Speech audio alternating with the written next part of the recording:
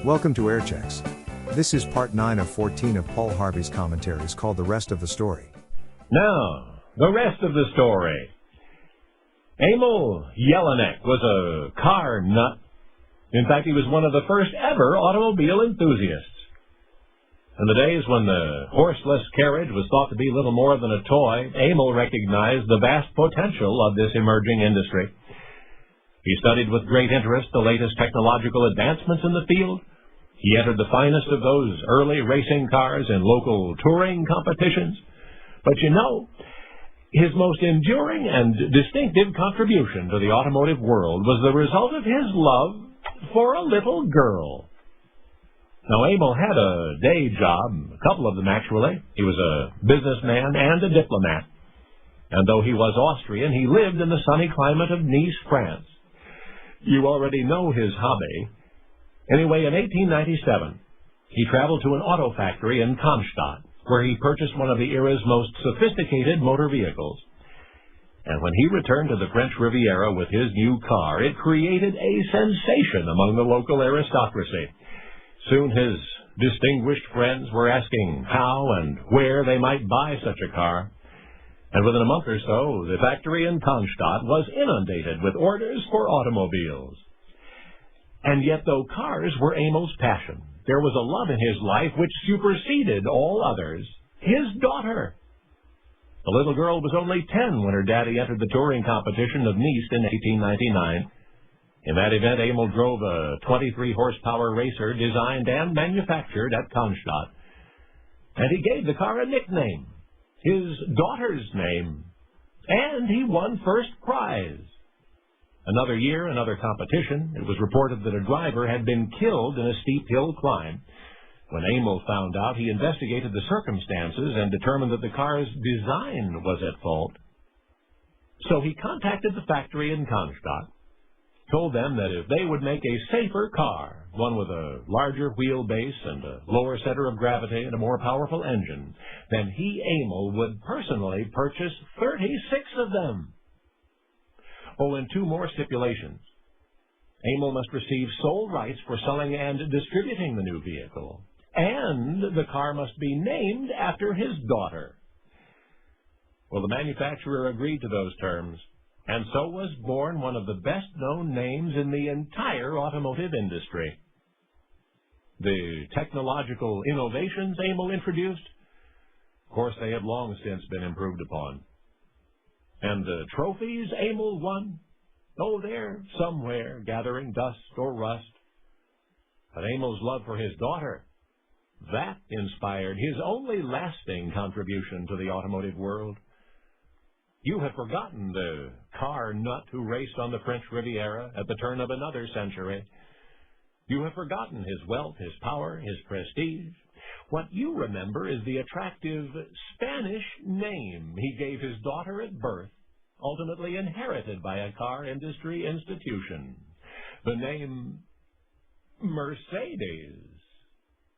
Only now you know the rest of the story.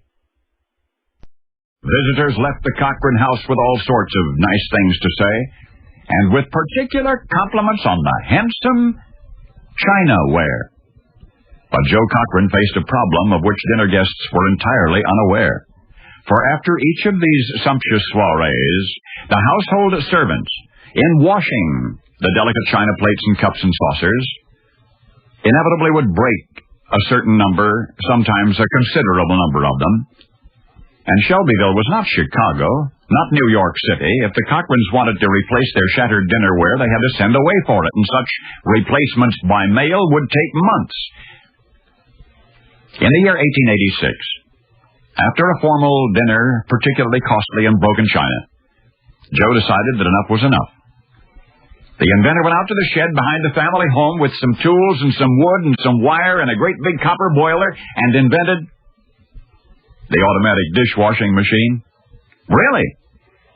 Invented the automatic dishwashing machine that you're using right now. In that original model, individual wire compartments were made for saucers and cups and plates of various sizes. The wire carriers were fastened to a large wheel in the waterproof copper enclosure. A motor turned the wheel. If it sounds familiar, it's the same dishwasher that you use right now. Hot, soapy water gushing inside. Well, the result, of course, was to launch a domestic revolution. Joe Cochran's incredible labor-saving invention was patented in December of that same year, and 7 years later, the dishwashing machine would achieve the highest honors offered by the Chicago World's Fair, the best mechanical construction, durability, and adaptation to its line of work, said the citation. There were numerous models on the market, a small, inexpensive one for home use that operated by a single hand pump. There was a huge power machine, suited for use in large restaurants and hotels.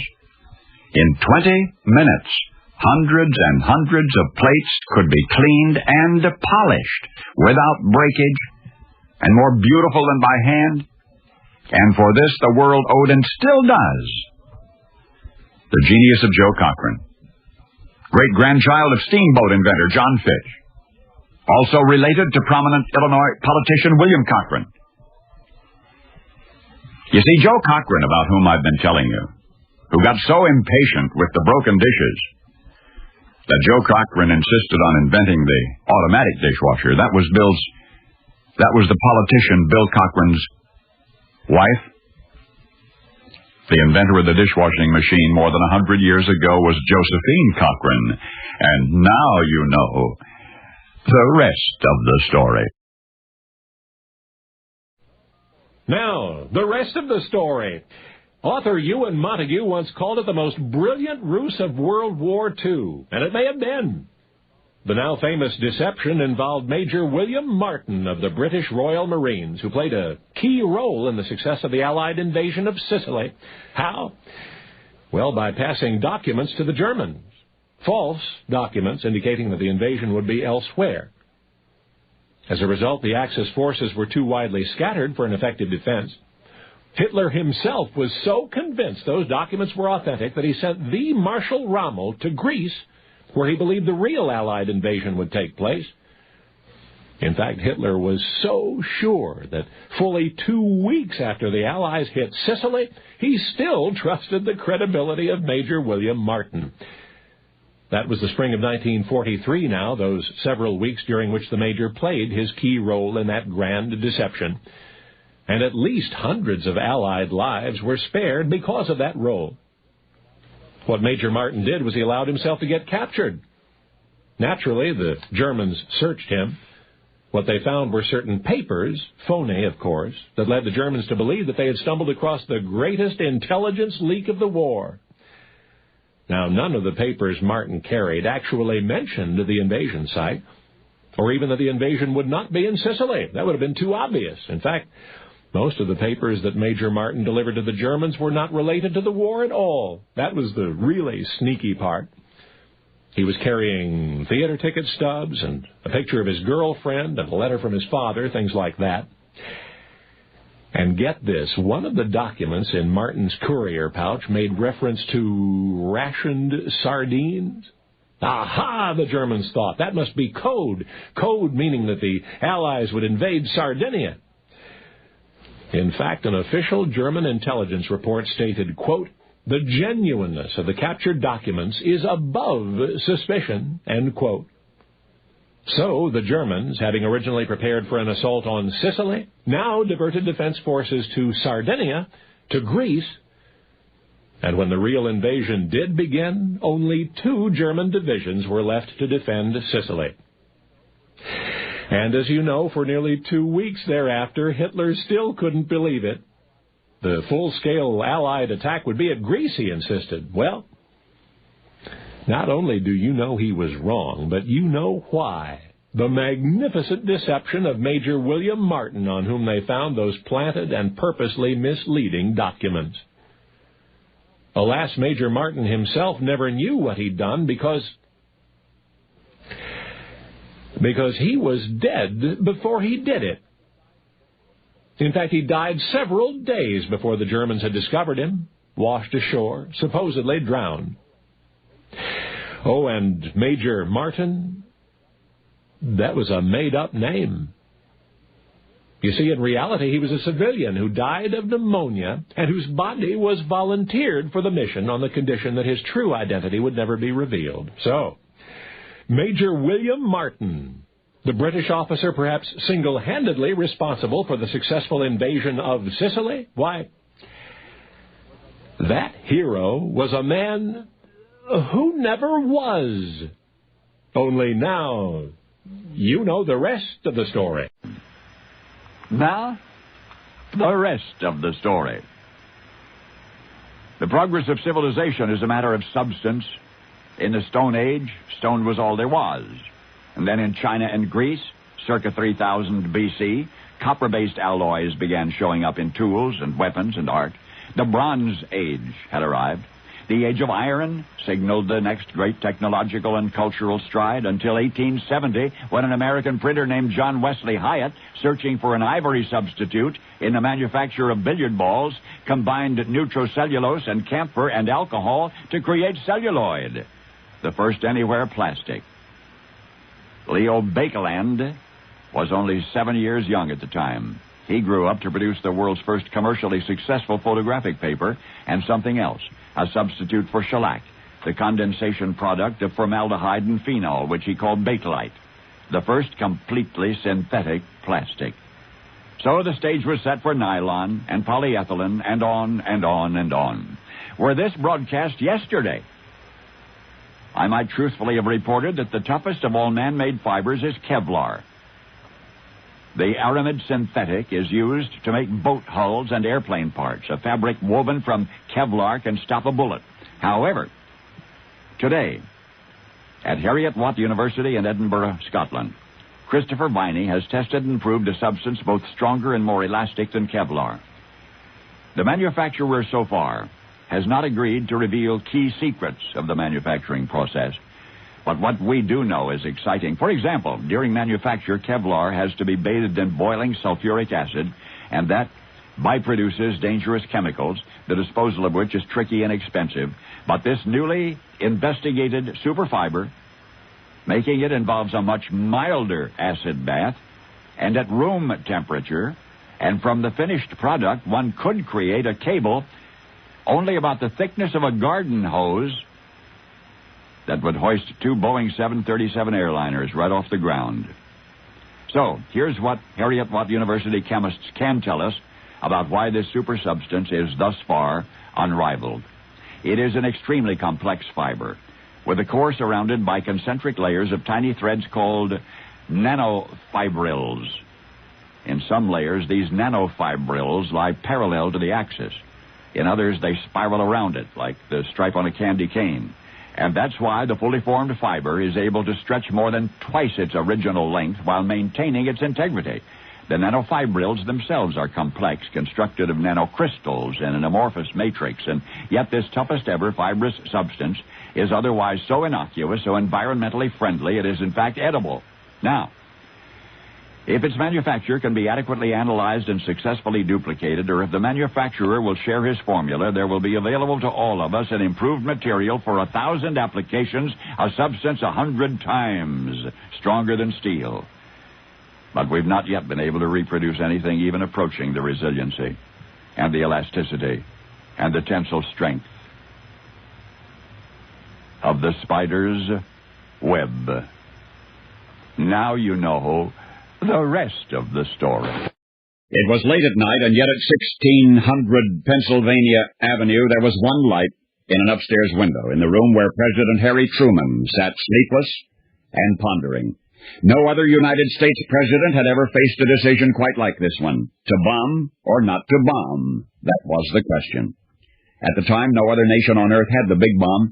Just to threaten its use should be decisive, but to be convincing, if he said it, he'd have to mean it.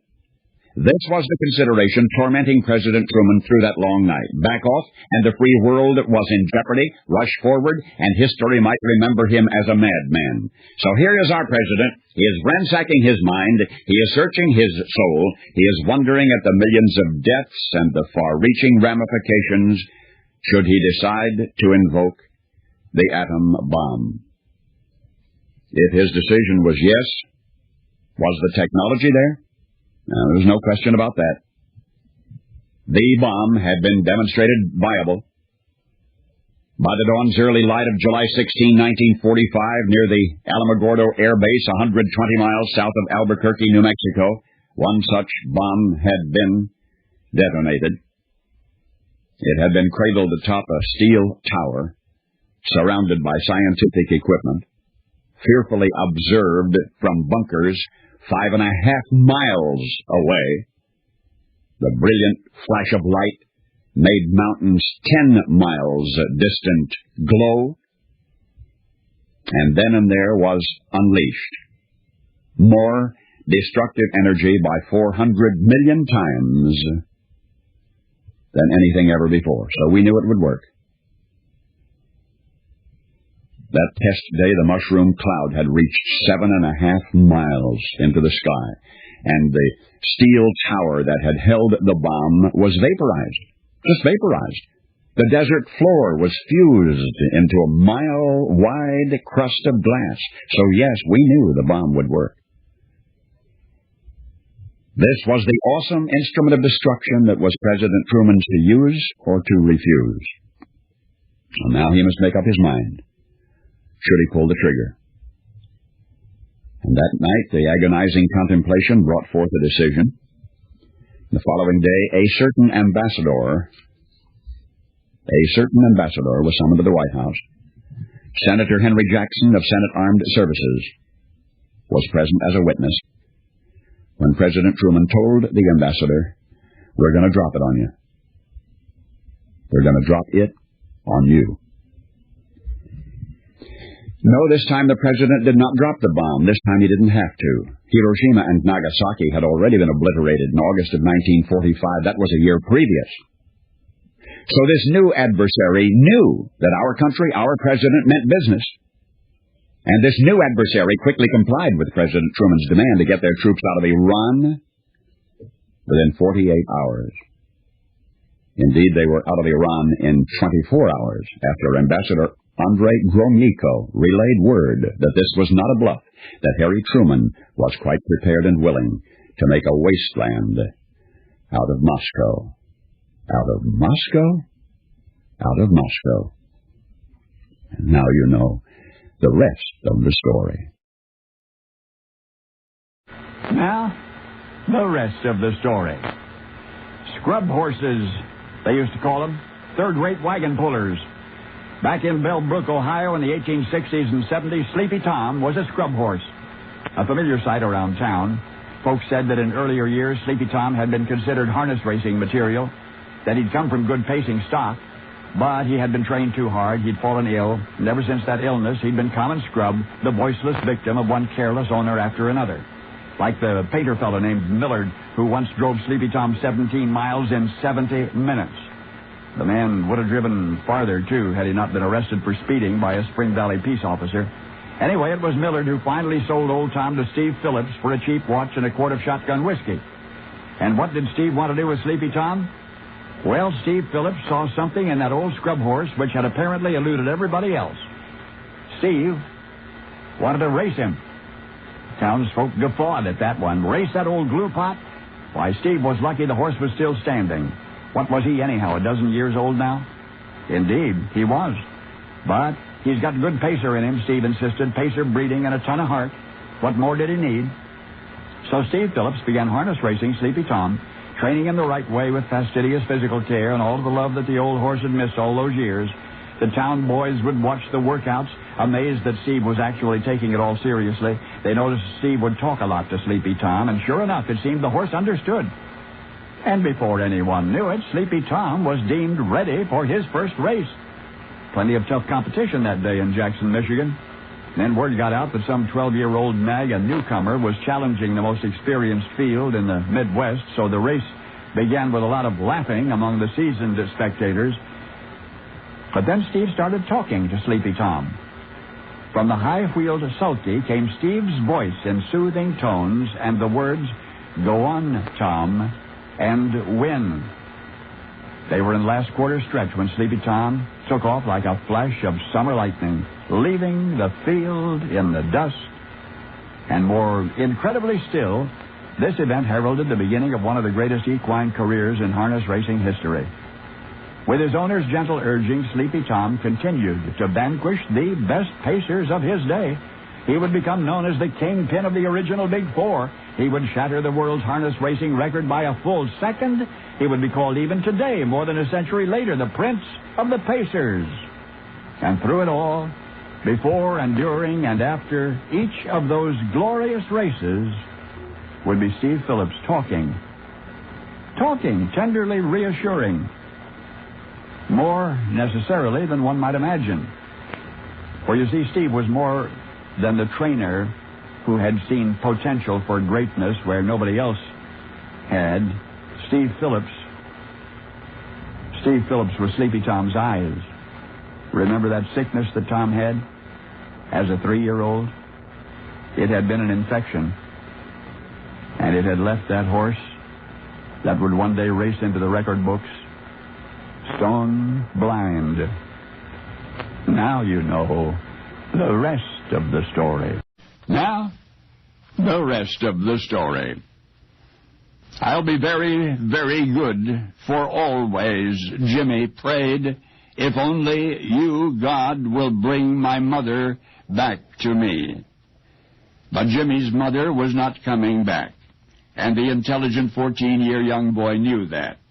And still with those whimpered words, he prayed, and he sobbed himself to sleep that first awful night after Mother died. She had been taken away so suddenly, at least it had seemed that way. Until recently, Mary had downplayed the discomfort in her breast, believing it to have been merely an annoying symptom of what was then called the change of life. Eventually, and too late, she realized what was happening to her.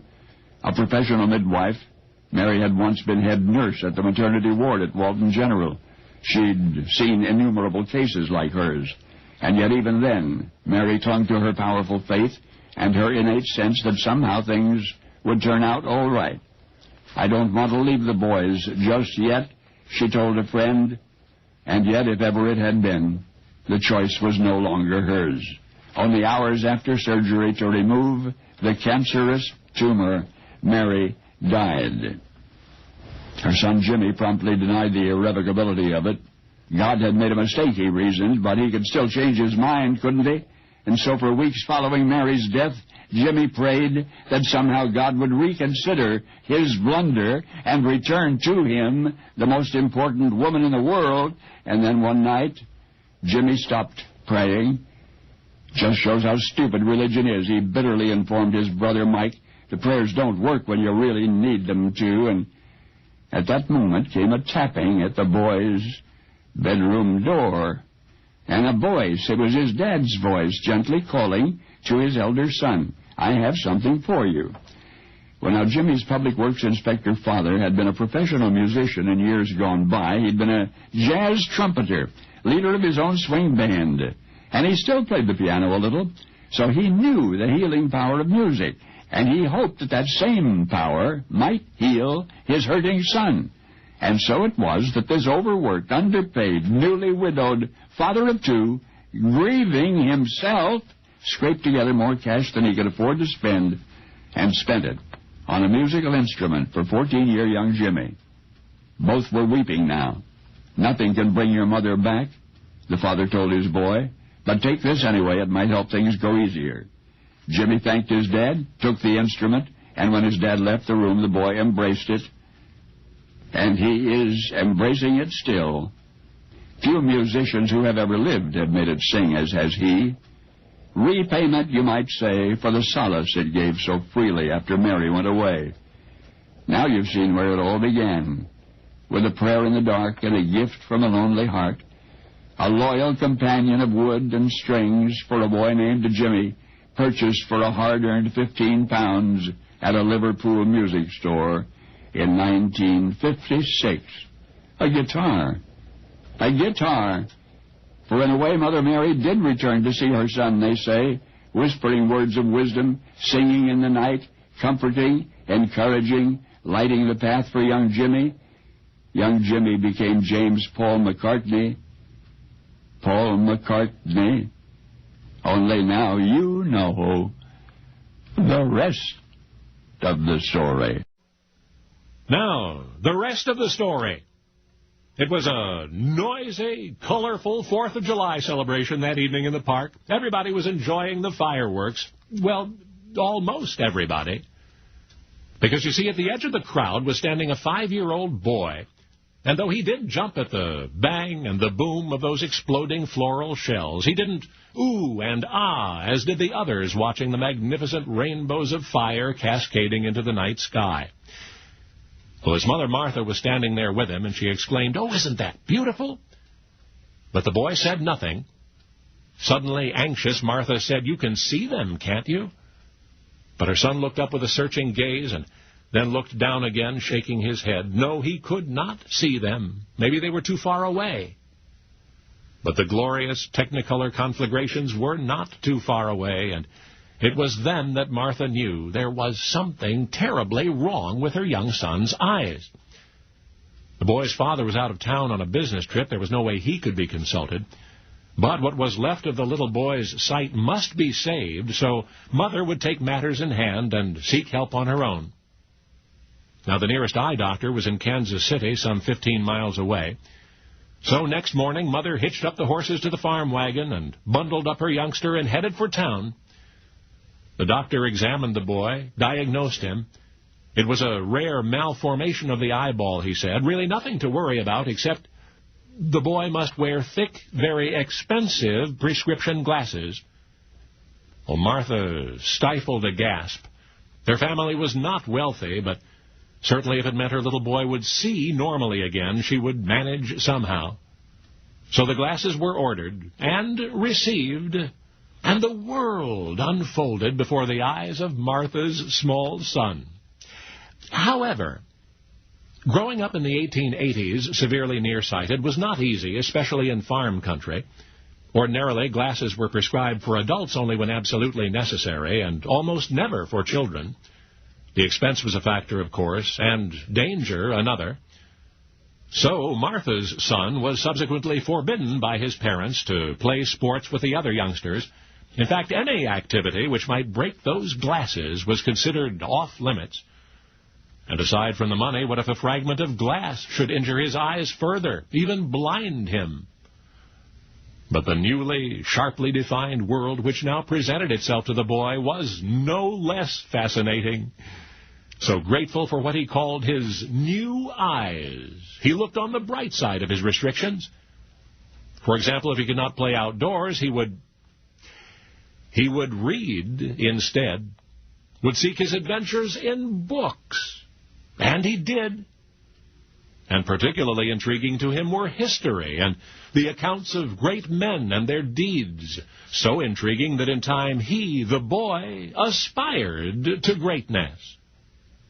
And you might say it all began on the 4th of July, 1889, and with a pair of new eyes. Because Martha's son, despite faulty eyesight, developed rare insight as President Harry Truman. Only now you know the rest of the story. Now, the rest of the story. Milton Teagle made a career of being fat. 5'7", 268 pounds fat. He'd come to Italy to study art, but now anytime anybody needed a fat man for a motion picture or for a television ad, they called Milton. There were 2 movies, for example, Satyricon and the Clowns, that were casting for a fat man. So, of course, filmmaker Fellini hired Milton. European advertisers were always looking around for rotund characters, dancing meatballs, talking grapes, and their first choice was always Fat Milton. So after a year or two, Milton Teagle had sold everything from margarine and soap to candy bars and car tires, and by the spring of 1969, he was the corpulent king of commercial comedy. Was as well known to Italian television viewers as were any other television stars. Then one rainy April afternoon in Florence, Milton decided to throw all of his fat fame and fat fortune away. He was making a personal appearance It was 6 p.m. when Milton returned to his car, and there, clamped between a windshield and a wiper blade, he found an envelope on which were written these words: "You are very funny, but fat people die young. Please don't die." The blue ink was bleeding in the rain.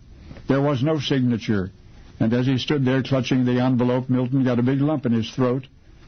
It was, he thought, that somebody cared, really cared, whether he lived or died. The words haunted him all that evening. Fat people die young. Milton had never known what it was like not to be fat, and so, next day, he went to a clinic not far from Rome. He submitted to a complete physical examination. The doctors, well, they were not encouraging. They told Milton that his heart and his kidneys, even his knees, had suffered from bearing 100 pounds more than they were built for. His blood pressure was skying. Surely his arteries were clogging. It was as though Milton himself were crumpling under the weight that was ironically making him rich. Well, I'll tell you what happened. Within 2.5 months, Milton had lost 112 pounds and his livelihood. Desperate, he had done it the wrong way, had simply stopped eating until he collapsed and was hospitalized. But he learned from that mistake, and he lived to point out the pitfalls for the rest of us. Milton Teagle never did discover the author of the anonymous note that saved his life. What's it been, 40 years or so now? I guess he'll never know. Oh, but wait. The young man who once played the heavy for big money, he still sells with humor, and he remains all of these years later the world's funniest and best-loved proponent of exercise and a healthful lifestyle. That fabulous fat fighter, Milton Teagle Simmons. Of course, you know him as Richard Simmons. Only now you know the rest of the story. Now, the rest of the story. Maybe it's because policemen as a rule are such disciplined, upstanding, uncompromising fellows that one bad cop sticks out and stinks up the force. Patrolman John Parker was a bad cop. Shiftless, they called him, unpredictable, unreliable, and continually in trouble. His rather average appearance belied his extraordinary mediocrity. Parker was 34, sandy-haired, married, father of 3 small children, lived in a modest but comfortable quarters at 750 L Street. He had joined the force after a hitch in the Army, and he was well-liked at first, but while a career in law enforcement challenges most to excellence, it brings out the worst in a very few, and John Parker was one of those few. His rookie year, he was suspended, tried by a police board for conduct unbecoming an officer, found guilty, reprimanded, transferred. Shortly thereafter, he was charged with verbally abusing a woman who had requested police protection. Next, he was nailed for hurling profane insults at a superior officer, and then they caught him sleeping on duty in a streetcar. The following April, Officer Parker was discovered drunk and disorderly in a house of prostitution. And at the trial, one of the hookers testified in his defense. She supposed that Parker had not once been observed drunk or disorderly in all of the 5 weeks he had been living and sleeping at the bordello. It was only 2 weeks after his acquittal on that charge that John Parker was found napping on duty again in another streetcar. Then 3 months later, he got in trouble for cussing out a citizen who had asked him for help. Still, in each of these instances, the patrolman managed to escape any real punishment. He was either reprimanded or otherwise excused. Alcoholism seems to have been the main thread running through the tapestry of Parker's problems, that at least most of his insubordination and undependability were linked to drinking, however light or heavy. And since the department kept him on despite everything, it became their problem to find duty easy enough for him. I mean, what would you do with Patrolman John Parker? Well, I'll tell you what the Metro did with him. They got him a soft assignment, but he botched that. What happened was he got bored as usual and left his post and picked up a couple of drinking buddies and headed for Toltaboul's Tavern, where they all got loaded until it was too late. Because unknown to Officer Parker, among the men in that same bar was one drinking for courage, a fellow carrying a gun who left the tavern shortly thereafter to keep an appointment with history. The man with the gun, the derringer, was John Wilkes Booth. You see, Parker was a bad cop, maybe the least reliable on the entire Washington, D.C. police force. But that night, he was designated personal bodyguard to President Abraham Lincoln. Yes, I do mean to say that John Parker, drunk as usual, was the policeman assigned to guard the president's box, April 14, 1865, at Ford's Theater. And now you know the rest of the story. Now, the rest of the story. Last summer's Olympics in Beijing reminded all of us that in some parts of the world, ping pong is a big deal. Table tennis tournaments having nothing to do with the Olympics are massively attended. The players are, well, they're like rock stars. I want you to meet Rune, R-U-N-E. Rune was among his country's leading ping pong players once upon a time. For years, he won everything in sight. Rune played some of his best ping pong in his early 30s. In fact, he was 33 when he competed in his hometown ping pong championship. That was the summer of 1965. That was the first tournament his young son had ever seen him play. The boy just had turned 9. He was starting to think about following in his dad's athletic footsteps. Well, anyway, the field was particularly strong for the city ping pong championship that year, but Rune was ready. He was especially eager to play well in this, the first tournament his son had ever attended. The youngster himself was, of course, excited, but not nervous. At least not nervous until he saw the big table with all of the tournament prizes displayed on it. There were different kinds of prizes. The championship winner could choose from among them, and Rune's son was particularly attracted to one of them. Dad absolutely had to win this tournament, the boy thought, so that he, Dad, could win that prize. Well, Rune made the finals easily. Then the going got tough. Every time his finely tuned topspin failed him, his son's heart thumped triple time. It was a long, hard fight for first that afternoon. But in the end, Rune won. Rune won. First to rush up to him, overflowing with congratulations, was his 9-year young son. "Did you have a prize picked out, Dad?" "No," Rune smiled. He'd not even thought about it. Was there a prize that his son had in mind? And, of course, the beaming boy pointed to that one which had so attracted him. He scarcely knew what it was for. Imagine that. It was simply begging to be taken home. And so Rune and his son took it home. And the proud youngster has been playing with it ever since. Played with it competitively for almost 20 years. And Rune, he passed away March of this year. He was 76. But he, of course, lived to become the one rooting in the stands for his son. The ping pong champion? No.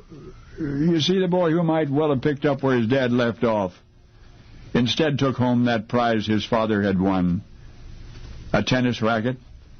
He made magic with that tennis racket, as have few in the sport of tennis. You know, at first the family wondered what such a little boy would ever do with such a grown-up toy.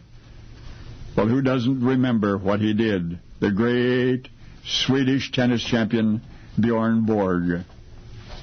Bjorn Borg. Only now you know the rest of the story.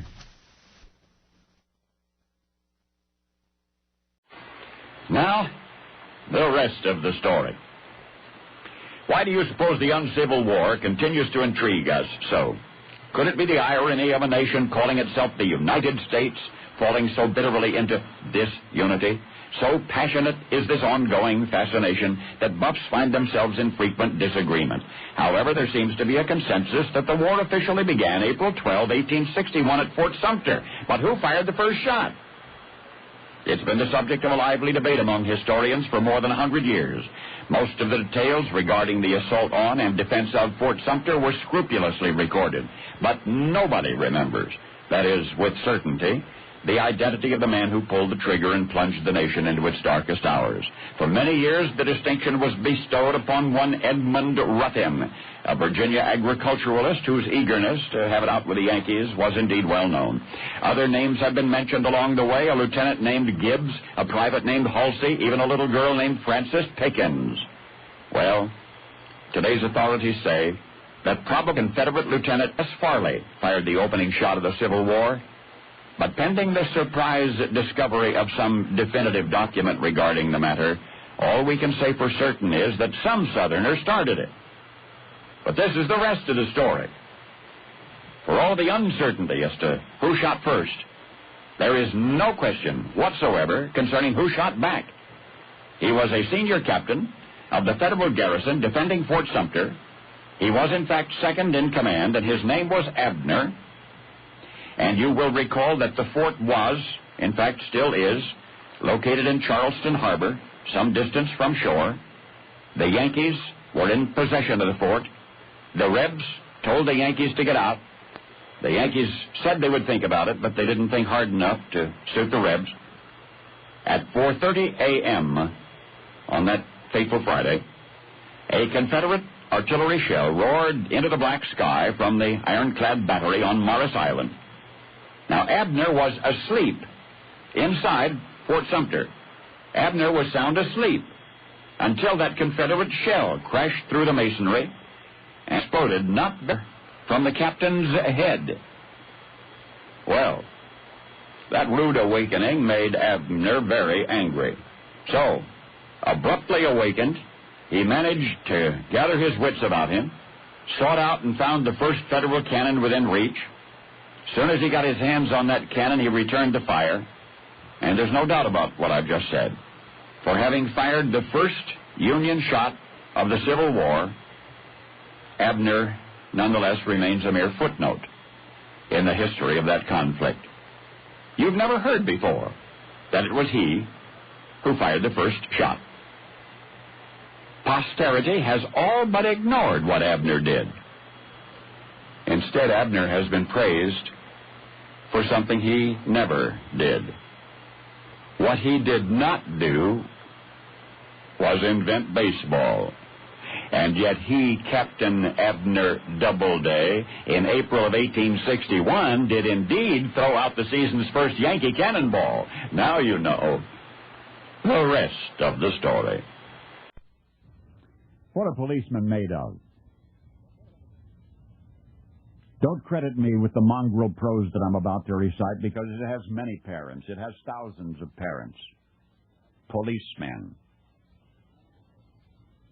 A policeman is a composite of what all men are, I guess, a mingling of saint and sinner, dust and deity. Called statistics, wave the fan over stinkers, underscore instances of dishonesty and brutality because they are news. What that really means is that they are exceptional, they are unusual, they are not commonplace. Buried under the froth is the fact. And the fact is that less than 0.5% of policemen misfit that uniform. And that is a better average than you'd find among clergymen. What is a policeman? He of all men is at once the most needed and the most wanted. A strangely nameless creature who is sir to his face and pig or worse behind his back. He must be such a diplomat that he can settle differences between individuals so that each will think he won, but if a policeman is neat, he's conceited. If he's careless, he's a bum. If he's pleasant, he's a flirt. If he's not, he's a grouch. He must make instant decisions which would require months for a lawyer, but If he hurries, he's careless. If he's deliberate, he's lazy. He must be first to an accident, infallible with a diagnosis. He must be able to start breathing, stop bleeding, tie splints, and above all, be sure the victim goes home without a limp or expect to be sued. The police officer must know every gun, draw on the run, and hit where it doesn't hurt. He must be able to whip two men twice his size and half his age without damaging his uniform and without being brutal. If you hit him, he's a coward. If he hits you, he's a bully. A policeman must know everything and not tell. He must know where all of the sin is and not partake. The policeman from a single human hair must be able to describe the crime, the weapon, the criminal, and tell you where the criminal is hiding, but if he catches the criminal, he's lucky. If he doesn't, he's a dunce. If he gets promoted, he has political pull. If he doesn't, he's a dullard. The policeman must chase bum leads to a dead end, stake out 10 nights to tag one witness who saw it happen but refuses to remember. He runs files and writes reports until his eyes ache to build a case against some felon who will get dealed out by a shameless Seamus or an honorable who isn't honorable. The policeman must be a minister, a social worker, a diplomat, a tough guy, and a gentleman. And, of course, he'll have to be a genius because he'll have to feed a family on a policeman's salary. Now, the rest of the story. Calvin was just turning 12 in the summer of 1955, to be his first summer away from home. Cherry season in Suttons Bay. That in Michigan meant jobs in abundance for migrant laborers. So Calvin and his Aunt Lula traveled from Haiti, Missouri to Suttons Bay. The experience was more adventure than work for Calvin. There were lots of children his age, and during the harvest, which lasted about 2 months, the youngsters became pretty good friends. Now in the camp there was a huge old tree with low-hanging branches, the kind of tree that would nicely embrace a tree house. So all of the youngsters climbed in and played in it.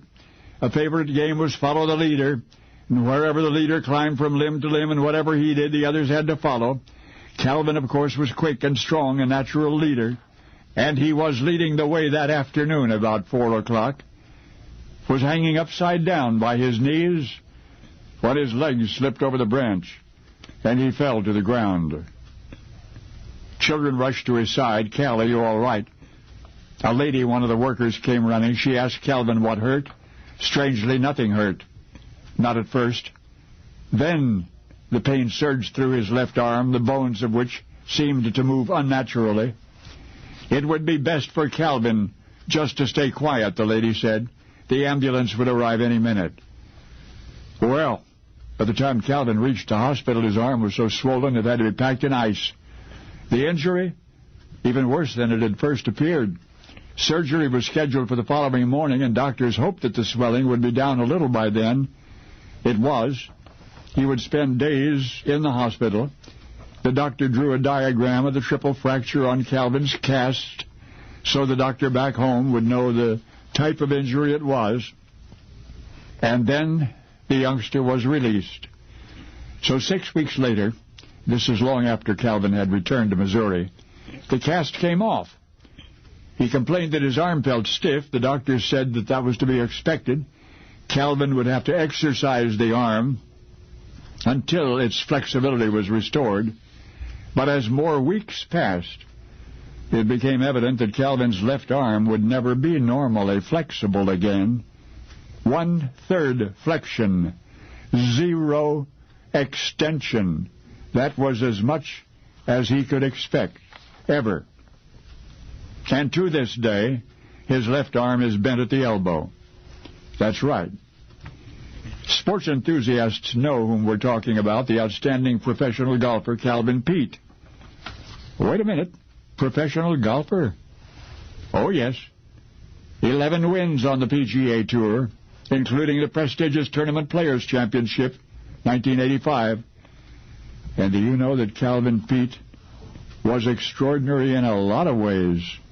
In golf's pre-Tiger era, he was an African-American in an almost exclusive white sport. Also, he had never even held a golf club in his hands until the age of 23.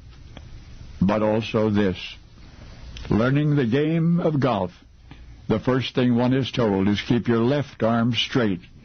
Keep your left arm straight. Calvin Pete cannot. You know why, because now you know the rest of the story. Now, the rest of the story. I'm right now looking at a picture of 3 swimmers. They're swimming in a big lake, I'm told. It's a graceful, intriguing picture. The subjects, the swimmers themselves, are gone now. This is also a very old picture.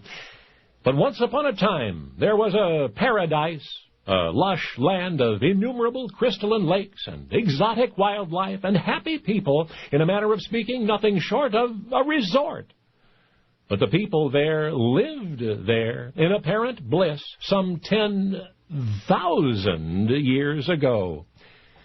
Meet Stefan Kreppelin and Rudolf Cooper. They are geoarchaeologists at the University of Cologne in Germany, discoverers, you might call them, of this idyllic land of shining lakes. Kreppelin has been excavating in the region for 3 decades, but it's only recently that the rest of the world has learned about it. And what has really captured our imaginations is this picture I've told you about, this prehistoric rock painting of otherwise unknowable ancients swimming. The October 2006 issue of Discover magazine has a photo of that ages-old tableau. And though the region remains largely unexplored, Kreppelin and Cooper are showing us hundreds of artifacts from that place and that era, an epic of evident delight which lasted about 5,000 years. What were they like, those citizens of Eden? Well, they were artists, as you've seen, makers of paintings and pottery. They were also hunters and gatherers who herded cattle and, of course, fished a great deal, as you might imagine, living as they did among those splendid lakes. Their enviable story is told and retold through the findings at more than 100 archaeological sites. So, what happened? I mean, to them and their glorious existence. What happened to it all? Well, here's where it really gets interesting. This region underwent a climatic change. The reliable, wonderful weather became less desirable. So the people, unaccustomed to such imperfection, went looking for a new home, and they found one in the river valley of the Nile. That's right. So it's no coincidence, archaeologists say, that when the weather changed around 5,500 years ago is just about the time that another great civilization arose, something we call ancient Egypt. Now, this weather thing is part of a cycle, scientists tell us. For a lot of complicated reasons, including the tilt of the Earth and the shape of its orbit, that happy place of gleaming lakes and carefree swimmers becomes routinely barely habitable, much more often than not barely habitable. In fact, every 100,000 years or so, there are only about 5,000 years during which it is a lush savanna, something of a water world. And so, as did the fictional Brigadoon, this Eden has continually emerged from the mist, as it will again and again, rising from an arid waste 1,000 miles north to south, and 3,000 miles east to west, blanketing nearly all of northern Africa. So yes, I do mean to say that the lush green land of exotic animals and fish-laden lakes, the playground of artistic, industrious Adams and Eves, became something you know as the vast Sahara, the largest desert in the world. Only now you know the rest of the story. Now, the rest of the story. Dick Hornberger was a success in just about everything except one thing. And in that one thing, he was a rather remarkable failure. Dick, by the way, was a physician, a surgeon, Dr. Richard Hornberger. His practice was in Waterville, Maine. He was accustomed to success in his practice, dedicated to his profession. He rose at 6 every morning to make the 50-mile drive from his home to Thayer Hospital. His work weeks were 60, 70 hours long, sometimes longer, because there were days and nights when he might camp at the bedside of a critical patient. Dr. Hornberger, husband, father of 5, was good at that too. Despite his demanding professional schedule, in fact, his most treasured time was spent with his family. Dick was a success in most of the ways that folks consider significant, but he wanted more. Can you guess? He wanted to write. Wanted to write. It wasn't fame he desired. Indeed, he'd chosen a pen name to ensure his privacy. But there was a story that Dick wanted to tell, and he could think of no better way to share it than to become a writer. An unpretentious fellow to begin with, he simply quietly started writing, snatching minutes here and there, jotting thoughts carefully, painstakingly, fitting the pieces of the story together. And one day the story was finished, and he took his manuscript to a literary agency, and they agreed to show it around. But as months passed, hopes faded. 2 publishers, 3 publishers, then 4. No plot, one complained. 8 publishers, 9, 10. The 10th was concerned that women might find the material offensive. Anyway, the editor said there's no current interest in this sort of thing. And now 14 publishers, 15, 16, 17 publishers turned down Dick's book. An all-time rejection record for the agency representing him.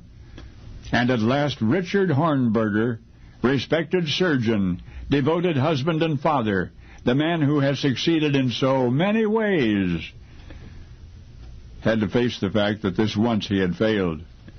His manuscript would be shown to one more publisher, William Morrow, and if their answer was no, that will be that. In the future, Dick would stick to what he knew best. He would try to forget about the 18 months of his life that he had hoped to share with you, the tragedies, the comedies, the characters he had known during his hitch in the service, in the medical corps, in Korea, in a mobile army surgical hospital half a world away. That's right, it was a book nobody wanted. A book nobody wanted, cast aside by 17 publishers. It was a collage of madcap misadventures and madness as seen through the eyes of an army surgeon, Dr. Richard Hawkeye Hornberger. Oh, yes, the original real-life Hawkeye from the book that became a movie, that became the television saga called MASH. And now you know the rest of the story. George Washington worked for the Russians? George Washington worked for the Russians. Now you're going to hear the rest of the story. Soldiering was in George Washington's blood. He had been preparing for his life one way or another since the age of 14, and yet George's soldier comrades were keenly interested of an ability and a remarkable skill that history was to ignore almost completely. And that is, George Washington was a tremendously talented military engineer. He enjoyed nothing more than solving the seemingly insoluble technical problems of war, designing bridges for troops where it appeared none could be built, creating efficient supply roads through impossible terrain. That was George Washington's true Yankee shrewdness. What you're about to hear has little to do with raising an army to fight the British. No, it appeared toward the end of George Washington's life. That is when Russia's Tsar Nicholas approached him with a tempting challenge. For in that day, the latest thing in transportation was something called a railroad. The European continent had just begun to entwine itself in a web of rails and ties, and the Russian Tsar was determined that his nation must not be left behind. What he wanted was a railroad between St. Petersburg and Moscow. Now, the last thing on George Washington's mind was abandoning the genteel and genial plantation society. Retirement under such splendid circumstances, surrounded by admirers, was a delightful idea. But the Tsar's challenge was irresistible. George Washington would travel to Russia, and he would attempt to solve this one last engineering problem, which turned out to be a greater problem than he had imagined. To his first meeting with the Tsar, George brought a map of Russia. George asked him to draw on the map the route he wanted the new railroad to take. Without hesitating, the Tsar produced a wooden ruler and drew a straight line between St. Petersburg and Moscow. George, ordinarily unflappable, was staggered. And yet, regaining his composure, the prestigious American promised that he would do his best. And he did his best. And it was more than good enough. When work on the Russian railroad was near completion, George Washington died. He died in Russia. Now stay with me. The Tsar offered to bury him there with all sorts of honors. Needless to say, his family declined. So he rests in peace in his beloved United States. But before he passed away, he accomplished one thing more.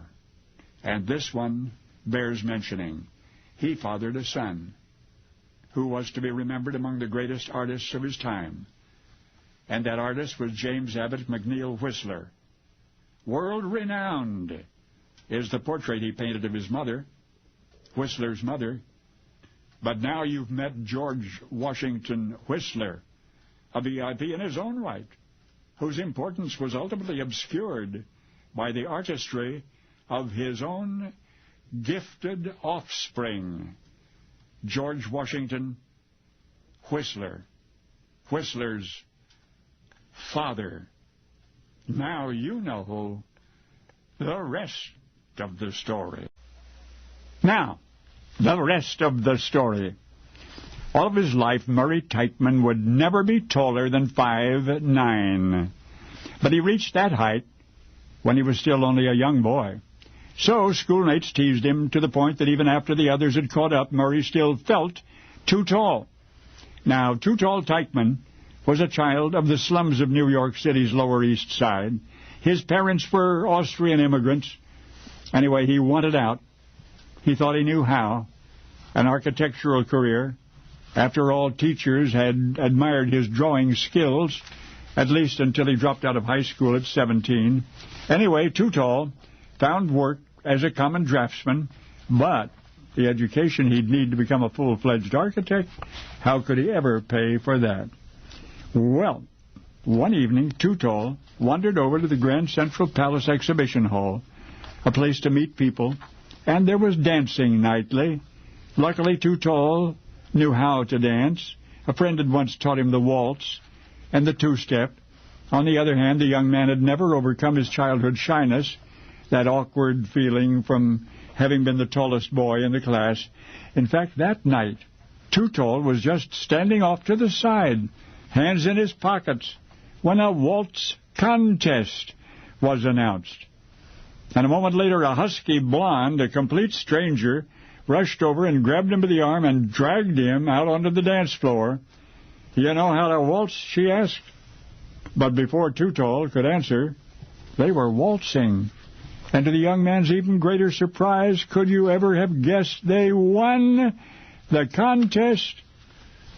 The mystery lady whisked out of Too Tall's life as quickly as she had entered it. After a brief congratulatory hug, she snatched their silver loving cup prize, chattering that she knew a joint on 6th Avenue where she could hock it. "Thanks, fella," she said. And she was gone. And Too Tall never did get her name. But he got an idea that night, a money-making brainstorm that was sure to finance his architectural career. You see, there were so many dancers at the Grand Central Palace, so many new dance crazes barely a dozen years into the 20th century, and yet so generally lacking was simple physical grace. Too Tall Teichmann, a wallflower, a draftsman, had just won a dance contest. So obviously what New Yorkers needed was somebody to teach the rest of them how to dance. And that very night, Too Tall asked for and got a part-time job as a dancing instructor at the palace. And what began as a sideline, what began as employment to support his architectural education, eventually became the occupation of a lifetime. So, Tootall did manage to escape the Lower East Side. He danced his way out. Of course, the world of ballroom dancing remembers Tootall Murray Teichman by a name one of his colleagues later chose for him. And to this day, as we less graceful remain ever hopeful, and as we dream of dancing with the stars, we celebrate the originator of such hopes, America's master of popular dance masters, Arthur Murray. Oh, there are hundreds of Arthur Murray dance studios, even still throughout the world. But now you know the rest of the story. The rest of the story. Americans, a town is starving. A town is starving. And everybody, it seems, wants to help. The town is Las Claritas, a poor community carved out of the jungle in southeastern Venezuela. A settlement of some 15,000 who were originally members of 3 local Indian tribes. For many years now, their desperation has been palpable. A mere 5% employed, few services, rampant crime, the narrow streets between tin-roofed hovels teem with drunks and youth who live to steal, and everywhere is hunger. Help is on the way, they say. For in September 2002, a team from Canada purportedly had raised millions for humanitarian aid and arrived to announce the community's reclamation. Over this year and the next, an organization spokesman proclaimed, "We propose to create 100 new jobs." Well, the assembled townspeople were incredulous. More than 14,000 people were out of work. A voice from the crowd admonished, "How would 100 jobs help?" But that was only the beginning, the spokesperson replied. 10 years, 20 years from now, the Canadians would still be there building schools and hospitals and creating wealth, pumping life into the little town everybody else seemed to have forgotten. But the throng grew more restless still. For 11 years, somebody shouted. Outsiders have come, one after another, promising to assist us, and all eventually abandoned us. And then in unison came the cries, 11 years of lies. Venezuelan National Guard rifles bristled, prepared to quell what appeared to be an erupting riot. Indeed, even as townsfolk angrily bit the hand allegedly trying to feed them, another group, Canadians as well, these from Vancouver, were plotting to subvert the first group's right to be there. The Vancouver team protested that they had received permission from yet another group to rescue Las Claritas. But Venezuela's left-wing presidente, claiming such was the state's responsibility, had robbed them of the privilege. And this latest wrangling over who gets to help that impoverished Indian settlement in the middle of nowhere will not be the last. For you see, more than a decade ago, somebody bothered to research that region and, dumbstruck, discovered the true and abiding value of that native South American culture, based on a geological peculiarity directly beneath the town. A geological peculiarity directly beneath the town of Las Claritas. Oh, yes, I do mean to say that the desperate people that everybody wants to help are living by sheerest coincidence on top of one of the most promising, unexploited deposits of gold anywhere in the world. Perhaps 12 million ounces or more when mined and refined. But the mining companies, climbing over one another for a crack at all that gold, have put the salvation of Las Claritas on hold indefinitely. And so in the end, it is very possible that history will record that in the jungle of southeastern Venezuela was once a town built on buried treasure whose people starved. If that's so, at least you will know the rest of the story. Now, the rest of the story. Officer Joe Martin was off duty that night. He was working out at the Columbia Gymnasium.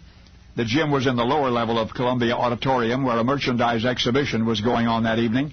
Anyway, Joe was down there in the gym when suddenly he glanced at the doorway and saw a little boy crying. "What's wrong?" Joe asked. The youngster, gasping out words between sobs, said he had been told there was a policeman in the basement.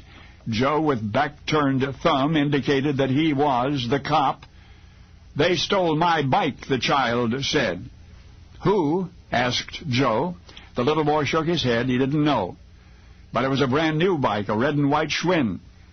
He'd waited a long time to get it, and now it was gone. "How old are you, son?" 12. The officer smiled inside. There was a cherished bicycle in just about every boy's life, but this one more than likely would never be recovered. Big crowd upstairs, clean getaway. Joe tried to explain this as gently as possible to the youngster, who nonetheless insisted on recounting what had happened. He and a friend had ridden their bikes to the Columbia Bazaar, had spent the late afternoon roaming among the exhibits, partaking of the free candy offered by some of the merchants. When it was time to go home, the boys returned to the spot where they had chained their bicycles. The friend's bike was still there, but the shiny new Schwinn was too much temptation for someone. The chain was cut. The bike was gone. Somebody said there was a police officer downstairs. The little boy had gone downstairs. "But if you can't help me get my bike back," the child blurted through angry tears, "then I'm going to find out who took it, and I'm going to beat him up." It was right then that Officer Joe Martin's inner smile turned outward. "Listen here," he told the little lad, "before you start fighting somebody, you'd better learn how." The youngster was suddenly silent. The last tears still trickled down his face, but they had stopped flowing now. "Learn how?" the boy repeated quietly. Joe nodded, and then added, "I'll show you." And thus, in October of 1954, began an intriguing, lifelong friendship between a half-pint crime victim and the cop in the basement. The two would meet down there in the gym often after that night, Joe teaching the basics that he had learned long ago. And much to Joe's surprise, the little boy was a quick study. Although the latter soon forgot his original reason for wanting to learn to fight, there would be another shiny bicycle in the youngster's life, but there'd never be another Joe Martin. So in a way, this is a love letter to the Joe Martins everywhere. Thank you for realizing that big hurts sometimes come in small packages. Thank you for giving your time and your heart when the world is not watching, because someday it might be, as it would after a weeping, whining boy of 12 grew into a tall, strong young man under the guidance and with the encouragement of a cop named Joe Martin, who became the forever pal of the man that child became, Cassius Marcellus Clay, also known as Muhammad Ali. Only now you know the rest of the story. Now, the rest of the story. Barkeep had seen them all. He could smell them a mile away. The sad Saxons, the scoundrels, the taciturn depressives, the garrulous raconteurs. But this guy, this shabby-looking shambles, pounding the cheap bourbon down, there was something lurking behind this guy's eyes, something intriguing. So the barkeep commenced with the barkeep rap. "How you doing? Okay, fill her up. So what's your name?" The stranger looked up and smiled, sort of. "Name's Frank," was all he said. He stared back down at the bar again. "Frank what?" "Frank Larry." The bartender grinned. "Like the baseball player, Frank Larry?" The stranger nodded, still looking down. Well, the bartender wasn't grinning anymore. "Hey, you're not the baseball player, are you?" The stranger said, "What if I am?" The bartender recognized the face now. It was aged, certainly, weathered by booze and who knew what else. "They called you the Yankee Killer," he exclaimed. The man said, "Yeah." It was alarming, the collage of colliding images in the bartender's brain, that of the pitiful drunk hunched over a glass, and the hurler of fireballs, the gold glove, the three-time all-star, the handsome young Detroit Tigers pitcher terrorizing the best batters in the game. "Yeah, you really showed them Yanks," he reflected. The hard expression behind the glass softened a little. "They beat me only once in '56. Not even once 2 years later.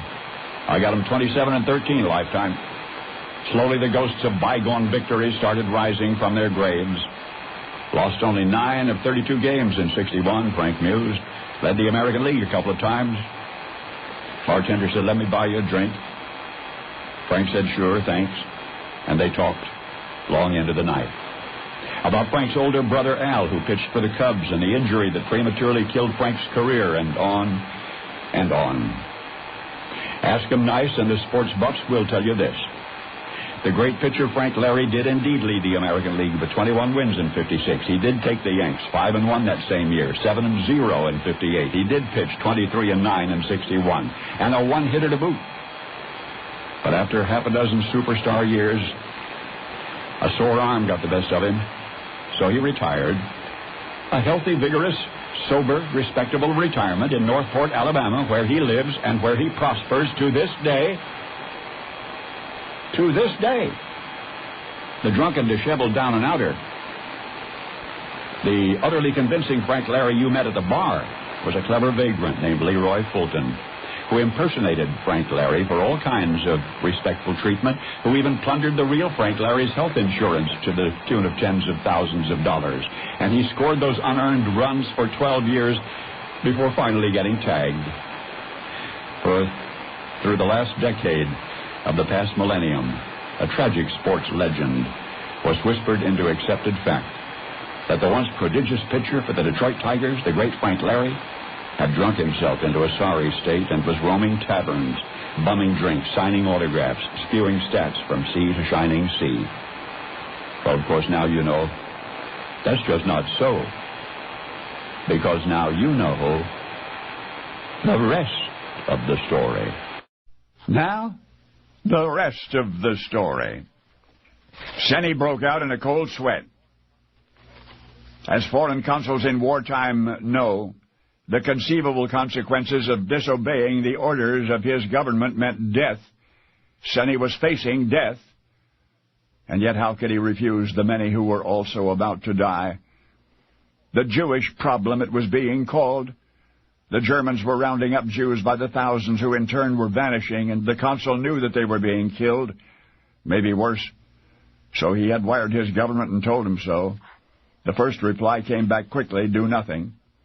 So the consul had sent a second cable, a desperate request for transit visas, for he knew that the Jews to whom those visas were denied were as good as dead. The answer from the Home Office was more specific and more insistent this time. It said, and I quote, concerning transit visas requested previously, advise absolutely not to be issued, no exceptions, and no further inquiries expected. The consul might have tried to talk himself out of becoming involved at the last minute. He could have made a convincing argument. Who were these Jews to him anyway? At a previous post, he'd been introduced to some people who, he later was told, were Jews, and he knew that Hitler was blaming the Jews for all of Germany's problems. Aside from that, he knew practically nothing about this group of unfortunates. The Jewish problem was clearly not his problem. And yet could he turn his back on fellow human beings? And the consul decided he would not. And this is the rest of the story. Over the following 19 days, expressly contrary to the orders of his superiors, the consul stamped and signed nearly 6,000 visas for local Jews. Time was running out. A cable ordered him to join his nation's embassy in Berlin. There was a train he must catch, but up to the very moment of his departure, the consul dispensed transit visas to Jews in the street, on the way to the railway station, at the station itself, even through the open window of his train. As the train was pulling away from the platform, the consul stamped and signed more visas. For these people he neither knew nor understood. He risked his life. And although he managed to escape the wrath of his government, he was eventually forgotten for his role in the rescue of thousands until 1968, when one of the Jews he had rescued recognized him and sent word to the Israeli government. The former diplomat was twice officially honored by the Israelis as a righteous Gentile prior to his death in July of 1986. In his native country, an hour-long television documentary has now described and applauded his humanitarianism during the Second World War. And in Israel, a grove of trees has been planted in his memory. For back in 1940, when Seni was running his country's consulate in Kovno, Lithuania, when he was protecting thousands of Jews from advancing Germans, his own nation was allied with Germany. Seni was Consul Sempo Sugihara, and the country he dared to defy so that thousands would not have to die was Japan. And now you know the rest of the story. Now, the rest of the story. Once upon a time, many centuries ago, in the Aegean island of Samos, there was a certain slave, and we are told that he was born in Phrygia about 620 B.C. He was brought to Athens as a boy, and there, the story goes, he was sold to a man named Ladman, who took him thence to his island home. Now, Samos, just off the coast of Asia Minor, is a small but prestigious piece of real estate, remembered down through the ages as birthplace of the mathematician Pythagoras, the home of Anacreon, dominion of the infamous conqueror Polycrates.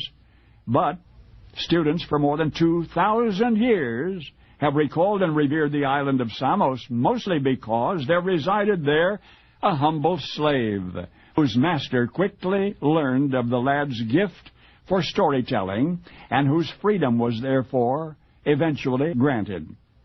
And further, we're told that the former slave traveled far and wide, reciting his charming tales wherever he went, and even spent a wonderful while in Lydia, in the court of Croesus, as the king's advisor. What happened after that, little is recorded. Some say the one-time slave of Ladman of Samos lived an adventurous life and died at Delphi. Of course, you know the spellbinding storyteller of long ago by the solitary name for which he is world-renowned, Aesop. But this is the rest of the story. History is no better, no worse, no more reliable, and no less than the historian who records it. And so it is, because rest of the stories must be based on historical consensus, that we investigate all of the original sources from which the details of Aesop's life have been derived. We have investigated them all, and what we have learned in the process is most intriguing. The earliest recorded mention of Aesop anywhere, inscribed a century after he was presumed to have died. Herodotus is the reporter of the fact in this case, and while he refers to Aesop as a slave, he presents posterity with scant information otherwise. The first known collection of Aesop's stories was published fully 100 years after that. The compiler was one Demetrius Phalereus, but not one syllable from that early anthology has survived. Now, more centuries pass. Plutarch, in the 1st century A.D., embellishes Aesop's still vacuous biography with an allusion to his tenure in the court of Croesus, and it's only thereafter that the tales with which we are now familiar begin to surface in manuscript form. By the Renaissance, scholars are presented with so many different versions of Aesop's life experiences that they're beginning to conclude the one fact with which most serious scholars of today agree, that in all probability, Aesop the storyteller never existed at all. That's right, that he was merely an invented name, an imaginary author to whom a wealth of ancient folk wisdom was conveniently ascribed. And what that means is that the final and most remarkable of what we now call Aesop's fables was Aesop himself. He was himself a fable. Now that you know the rest of the story. How did America ever get hooked on foreign oil anyway? Well, it seems once upon a time the major oil companies controlled productive Middle East concessions, and the host countries were constantly pressuring those companies to pull more crude out or get out, so America became inundated in cheap foreign oil. Domestic production, more costly, cut back. So here we are. But what now? Well, what you're about to hear sounds just in time. In April, a United States Senator from Wyoming introduced a bill that would authorize the Bureau of Mines to spend $30 million to research techniques for manufacturing synthetic fuel, to start building plants where synthetic fuel could and would be produced. And these Synthetic Liquid Fuels Act has become law, passed the Senate unanimously and the House by a wide margin. Bureau of Mines then sent 9 representatives to Germany on urgent research that would be termed the Technical Oil Mission. The mission was a success. Now, this is before Saddam Hussein jammed a cork in Kuwait, remember. Bureau of Mines then acquired an Army surplus ammonia plant in Louisiana, Missouri, and started producing alternative fuels. 300 barrels a day. Something to replace oil. Oil industry spokespersons belittled the usefulness of the plant, even for demonstration purposes. BOM engineers stuck to their guns. They told our government that syn fuels, if only a prototype, would be useful, someday necessary. Well, we now know how right they were, of course. Government officials responded by proposing a production escalation to 1 million barrels of man-made every day. Secretary of Defense then recommended to Congress, now this is before the Kuwait crisis, remember, recommended the establishment of an $8 billion synthetic fuels industry in the United States in the interest of national security. A Senate committee opened hearings on a bill to extend the original Syn Fuels Act, including an additional $30 million appropriation. The senator from Wyoming said, quote, "We now have the material with which to make the United States independent of any foreign source of oil, providing we go ahead and do it." Now, this is the rest of the story. The National Petroleum Council fought back again, and this time they won.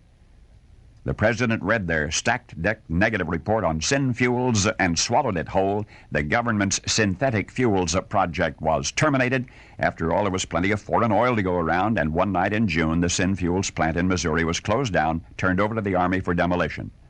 I don't mean conversion. They demolished it. Demolished it. So here we are. Skeptics may assert that such an alternative fuels experiment, begun as recently as April, would have taken years to show measurable effect. But wait a minute. Senator O'Mahony's Synthetic Liquid Fuels Act became law in April of 1944. It was President Eisenhower who dumped the project and closed the synthetic fuels plant and had it demolished in June of 1953. Now let's read once more Senator O'Mahony's words. "We now have the material with which to make the United States independent of any foreign source of oil, providing we go ahead and do it." He said that in 1953. Now you know the rest of the story. Now, the rest of the story. Old Rip was born in Eastland, Texas. A while back, he was quite a celebrity. His early years were spent as a local exterminator, strictly small time, but then in his early 30s, and quite overnight, he became a star. One day, no one knew he was alive, and the next, because of a solitary accomplishment, he was being cheered by thousands. It was page 1 news in the Eastland Argus-Tribune. In that newspaper's entire history, the attention given to Old Rip has been exceeded only by the coverage of Lindbergh's transatlantic flight. Well, for a dusty, crusty Texan, Old Rip was remarkably comfortable with this sudden acclaim. First, he greeted admirers at a local drugstore, but pretty soon it became apparent that he had outgrown his hometown celebrity.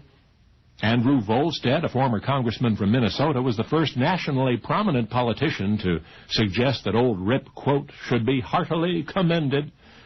Paramount Newsreel Company came to Eastland asking Old Rip to reenact the feat that had made him famous. Many of the 3,000 original eyewitnesses were interviewed. And wouldn't you know it, big money men vied for the privilege of becoming Old Rip's agent. It was a man named Will Woods who won out.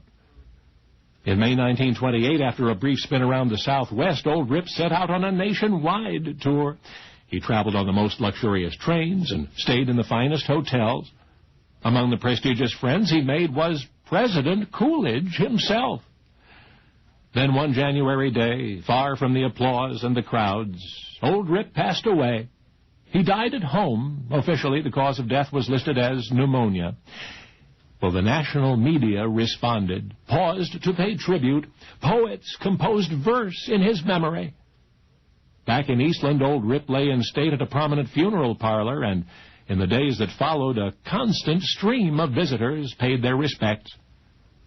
At last, and with much pomp and ceremony, old Rip was entombed in the lobby of the Eastland County Courthouse, and he's there right now. He is not forgotten. And his sole claim to fame, the headline-making accomplishment that sparked a lifetime of adulation, was this. In 1897, old Rip, still breathing, was buried. And on February 28, 1928, that's 31 years later, old Rip's tomb was uncovered, and he was discovered alive. So, giving every appearance of having risen from the dead, old Rip became an instant sensation. His having survived 31 years without air or water or food became an immediate source of scientific controversy. And at this point, there's something else you should know. That old Rip was buried alive beneath a Bible in the cornerstone of the old Eastland County Courthouse. And when that building was torn down to make room for the new courthouse, and the town was gathered to watch them open the old cornerstone, well, that's when they found old Rip simply fast asleep. You see, the once anonymous exterminator of Eastland's insect population, the nobody whose resurrection earned him the applause of the president himself, why, old Rip was a horned toad. Only now, you know the rest of the story. Now, the rest of the story. Arthur Stanley Jefferson distrusted women all his life. Still, he was almost pathologically dependent on their company, was incessantly pursuing them. And so psychologically was the stage set for the incredible escapades of a modern-day Don Juan. Arthur's personal life, continually chaotic, even lurid at times, became a source of ongoing concern for his employers. In fact, they sometimes kept diaries of his endless courtships and flirtations and sexual indiscretions, just to protect themselves from the reflected ignominy. Of course, there were a few significant loves among the multitude of meaningless encounters in Arthur's life. A woman named May was the first. She was older than Arthur, but she kept him intrigued for years. A common-law wife, she called herself. But she would not be the last. Arthur's next major involvement was a honey blonde named Lois. She grew impatient with their live-in arrangement. Only a real marriage would do, she eventually insisted, and Arthur acquiesced. He also very quickly grew very bored. A trail of trivial affairs led to a sophisticated, witty, and beautiful woman with auburn hair. She was Alice. She was French. And Arthur was a goner. For more than 10 years, their lives were romantically intertwined, even though Arthur was still married to Lois through most of that time, and even though he occasionally cohabited with still other women while ricocheting between Alice and his lawfully wedded wife.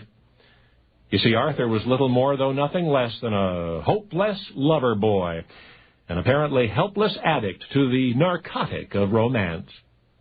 And believe it or not, that relentless Lothario's most profound relationship did not occur until his 43rd year. She was Ruth Rogers, a slender, golden-haired widow of 29. But while their oneness was doomed by the same weakness that had shortchanged all of Arthur's loves, their sometimes wonderful while together coincided with the most positive, productive period in Arthur's life.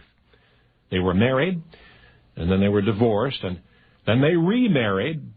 Still, there would be 2 more wives for Arthur, and innumerable extramarital affairs. And as the entangling alliances mounted, they collided with increasing frequency in court and in the headlines and in shambles. It would be tempting, I suppose, to make light of Arthur's conquests, reading that long roster, as popular history is inclined, at a casual pace, but the would-be romantic comedy on closer scrutiny is a tragic saga of sorts, of a longing that could never be satisfied. There's an unwritten rule which seems to apply with few exceptions to the lives of movie actors whose careers are based on an image, and that rule is, the image is nothing more. You see, in all of motion picture history, there's no character more innocent or more innocuous than Arthur's, no persona less inclined toward the lascivious. But in real life, there could be no more desperate a Don Juan than he, no greater lover boy than Arthur Stanley Jefferson Laurel, whom you remember as Stan Laurel, the meek, mild-mannered man-mouse of the comedy team Laurel and Hardy. Only now, you know the rest of the story. Now, the rest of the story. In 1660, a regiment of the Croatian army visited Paris. Their reputation had preceded them, long recognized as skilled and determined fighters. Only recently, they had repelled a ferocious attack on their homeland by the Turks. So now they're in Paris, showing off, you might say, and Parisians, predictably, admired them. There was a rumor that the Turks had been heavily favored in this recent battle, that the Croats had fought and won against impossible odds. And then somebody whispered about the Croatian army's secret defense, something each of the soldiers wore: magic armor. Incredibly, at least according to the story circulating in an intrigued Paris, the Croatian military had discovered a miraculous means of warding off enemy blows with a magic armor. Now, probably it wasn't too long after Cain clobbered Abel that mankind started thinking about how to protect himself in a fight, and we know that 5,000 years ago, armed Egyptians were armored. The protective material they wore was actually multi-layered fabric. Fabric and especially treated hides were used as armor in battles for many centuries thereafter by the Mycenaeans and the Greeks and the Assyrians and so on. The invention of chain mail by the Celts, about 600 B.C., was the next major advancement in protective warwear. However, some 2,000 years would pass before warriors would don the gear we now recognize as shining armor.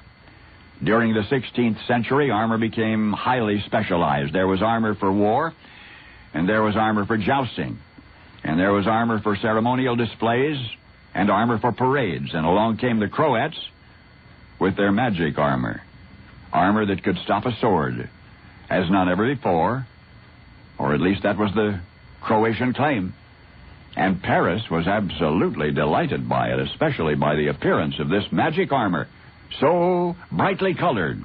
You understand, then, why it wasn't long before admiring Parisians copied the Croatian soldiers, and the people of Paris began making and wearing magic armor of their own.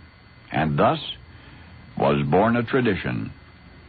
For the Croats believed that a potentially fatal blow to the throat could be deflected by an apparently fragile talisman, a simple, colorful neckerchief made of fine linen, little more really than a knotted scarf.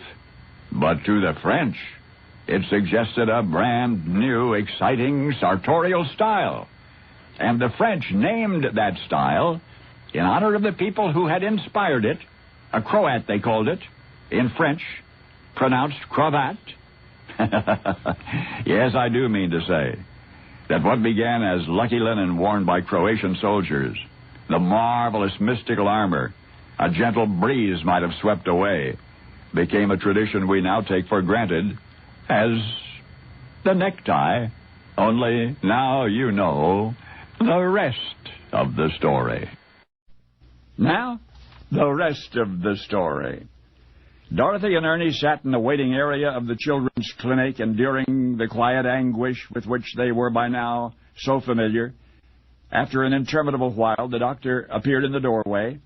"The tests are finished?" asked Ernie.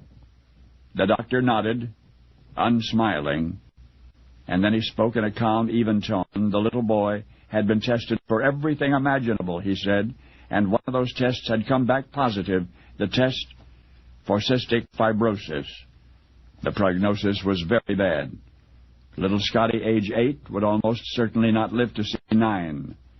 He had perhaps 6 months left. "I'm very, very sorry," he said. If it's any comfort, he added, the disease was unpreventable. Cystic fibrosis is inherited.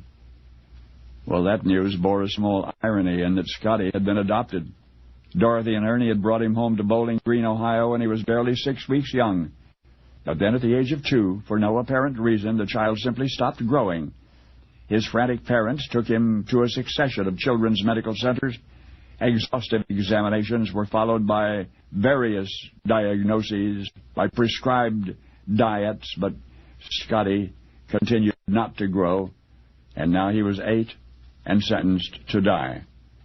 Even as Dorothy and Ernie remained determined to fight for their son's life, even when doctors at Boston Children's Hospital revealed that indeed there had been a terrible mistake, that Scotty did not have cystic fibrosis after all. Even then, the youngster's condition continued to deteriorate. Schwachman's syndrome, the clinicians now called it. Schwachman's syndrome, a rare malady involving the paralysis of intestinal tissue. In Scotty's case, about 2/3 of the intestine was paralyzed. The label made little difference, for such was the small boy's turn for the worse, that physicians now had to implant a permanent feeding tube, one snaking its way from his stomach up through his esophagus and emerging from one nostril, feeding periods that lasted 6 hours a day. The rest of the time, the tube from his nose had to be taped out of the way behind one ear, and thus encumbered little Scotty went one day to see his older sister ice skate, and that sight was so appealing that the frail boy begged to try skating himself. And once he started, he never stopped. Over the years since, baffled physicians have sought to explain Scotty's miraculous recovery from Schwachman's syndrome. Some have suggested it was the exercise. Others, the brisk, bracing, invigorating ice rink atmosphere. We'll never know for sure. But in 1984, as televiewers worldwide watched Scott Hamilton, age 25, as they watched him sweep the Olympics and the world's figure skating competitions with gold medals in each of those, his diminutive size made it appear as though his growth had been stunted at some time during his life. And that, you know, is so, because you know the rest of the story. Now, the rest of the story. Americans, you're going to learn a new name today, a name you should have learned a long time ago. Sarah McWilliams, a St. Louis laundress at the turn of the 20th century. Twice a day she'd cross the Mississippi River on the Eads Bridge with a big basket of laundry balanced on her head. And one evening, Sarah did something she'd never done before. She stopped right there in the street. Just as she was about to cross the bridge, she stood there gazing up at the magnificent structure. She was transfixed, as though seized by an irresistible daydream, and her mind wandered back to another time. The daughter of former slaves, Sarah was born and reared on a farm, orphaned at 7, married at 14. For a while, she and her husband lived in Vicksburg, Mississippi. A daughter was born to them. They called her Elila. And when Sarah was 20, her husband died, and the prosperity of which they had both dreamed died with him. So, with $1.50 wrapped in a rag in her apron pocket, and with Elila bundled in her arms, Sarah left the South forever and headed for St. Louis. Caking and washing and ironing, she managed to support herself and her daughter. They got by, but that was all. Until that one evening, 4 years later, when Sarah stood staring at the Eads Bridge. Suddenly she realized what had so impressed her. For ages, the mighty Mississippi River had been forded with great difficulty by canoe and by raft, and many who had attempted to swim across had lost their lives to a treacherous undertow. But now here was the towering Eads Bridge, a testimony to man's determination to find a better way to cross the river. And from that moment, the Eads Bridge served as a symbol for Sarah. She grew determined that somehow she would find a better way to do something, and in the process, she would have a legacy of which her daughter could be proud. Well, that night, Sarah went home, looked in the mirror, but Instead of a visage beleaguered by hopelessness, instead of the face of a poor, what was then called colored washerwoman, she saw a radiance. She saw her youth and her strength, and most important, she saw potential. It was Sarah McWilliams who first told African Americans that black is beautiful, and then proved it. Actually showed her people how very beautiful they could be. You may remember Sarah by her second husband's name, but now I hope you will reflect on the accomplishments of an incomparable woman known as Madam C.J. Walker. Because now when you hear of the inventive businesswoman who started mixing creams and oils and perfumes in a washtub, who built a cosmetics empire from nothing to become America's first black millionaire, as well as the first self-made female millionaire anywhere in all history. Now, whenever you're told of the splendid success Sarah made of her life, please remember a St. Louis laundress staring up at a bridge thinking, I can do big things too. Because now you know the rest of the story.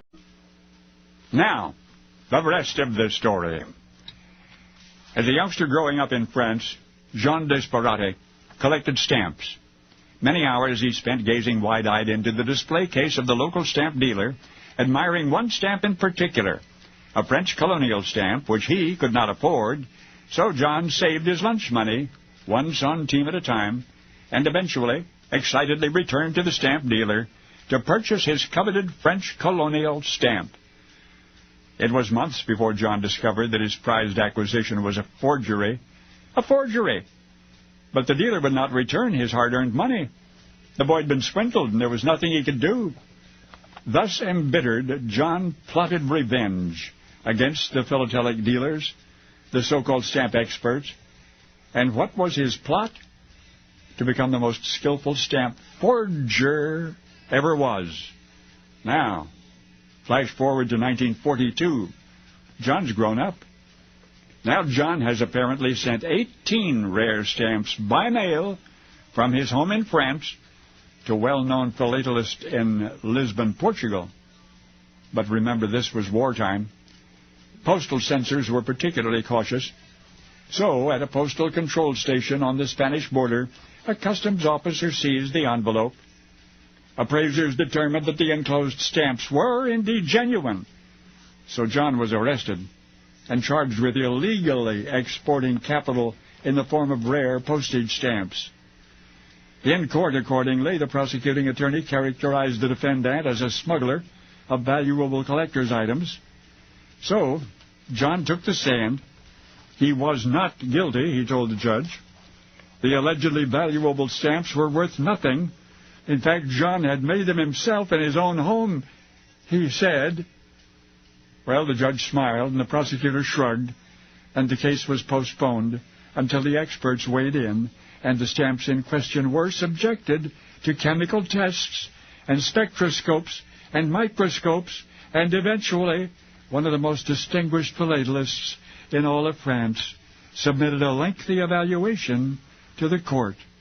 And his conclusion, the dimensions, the colors, the papers, the adhesives, the watermarks were utterly authentic. Not only were the stamps real, but there was no way anyone could have forged them. Well, guess what? John had, with the permission of the court and in order to save his own skin, he returned to his home laboratory.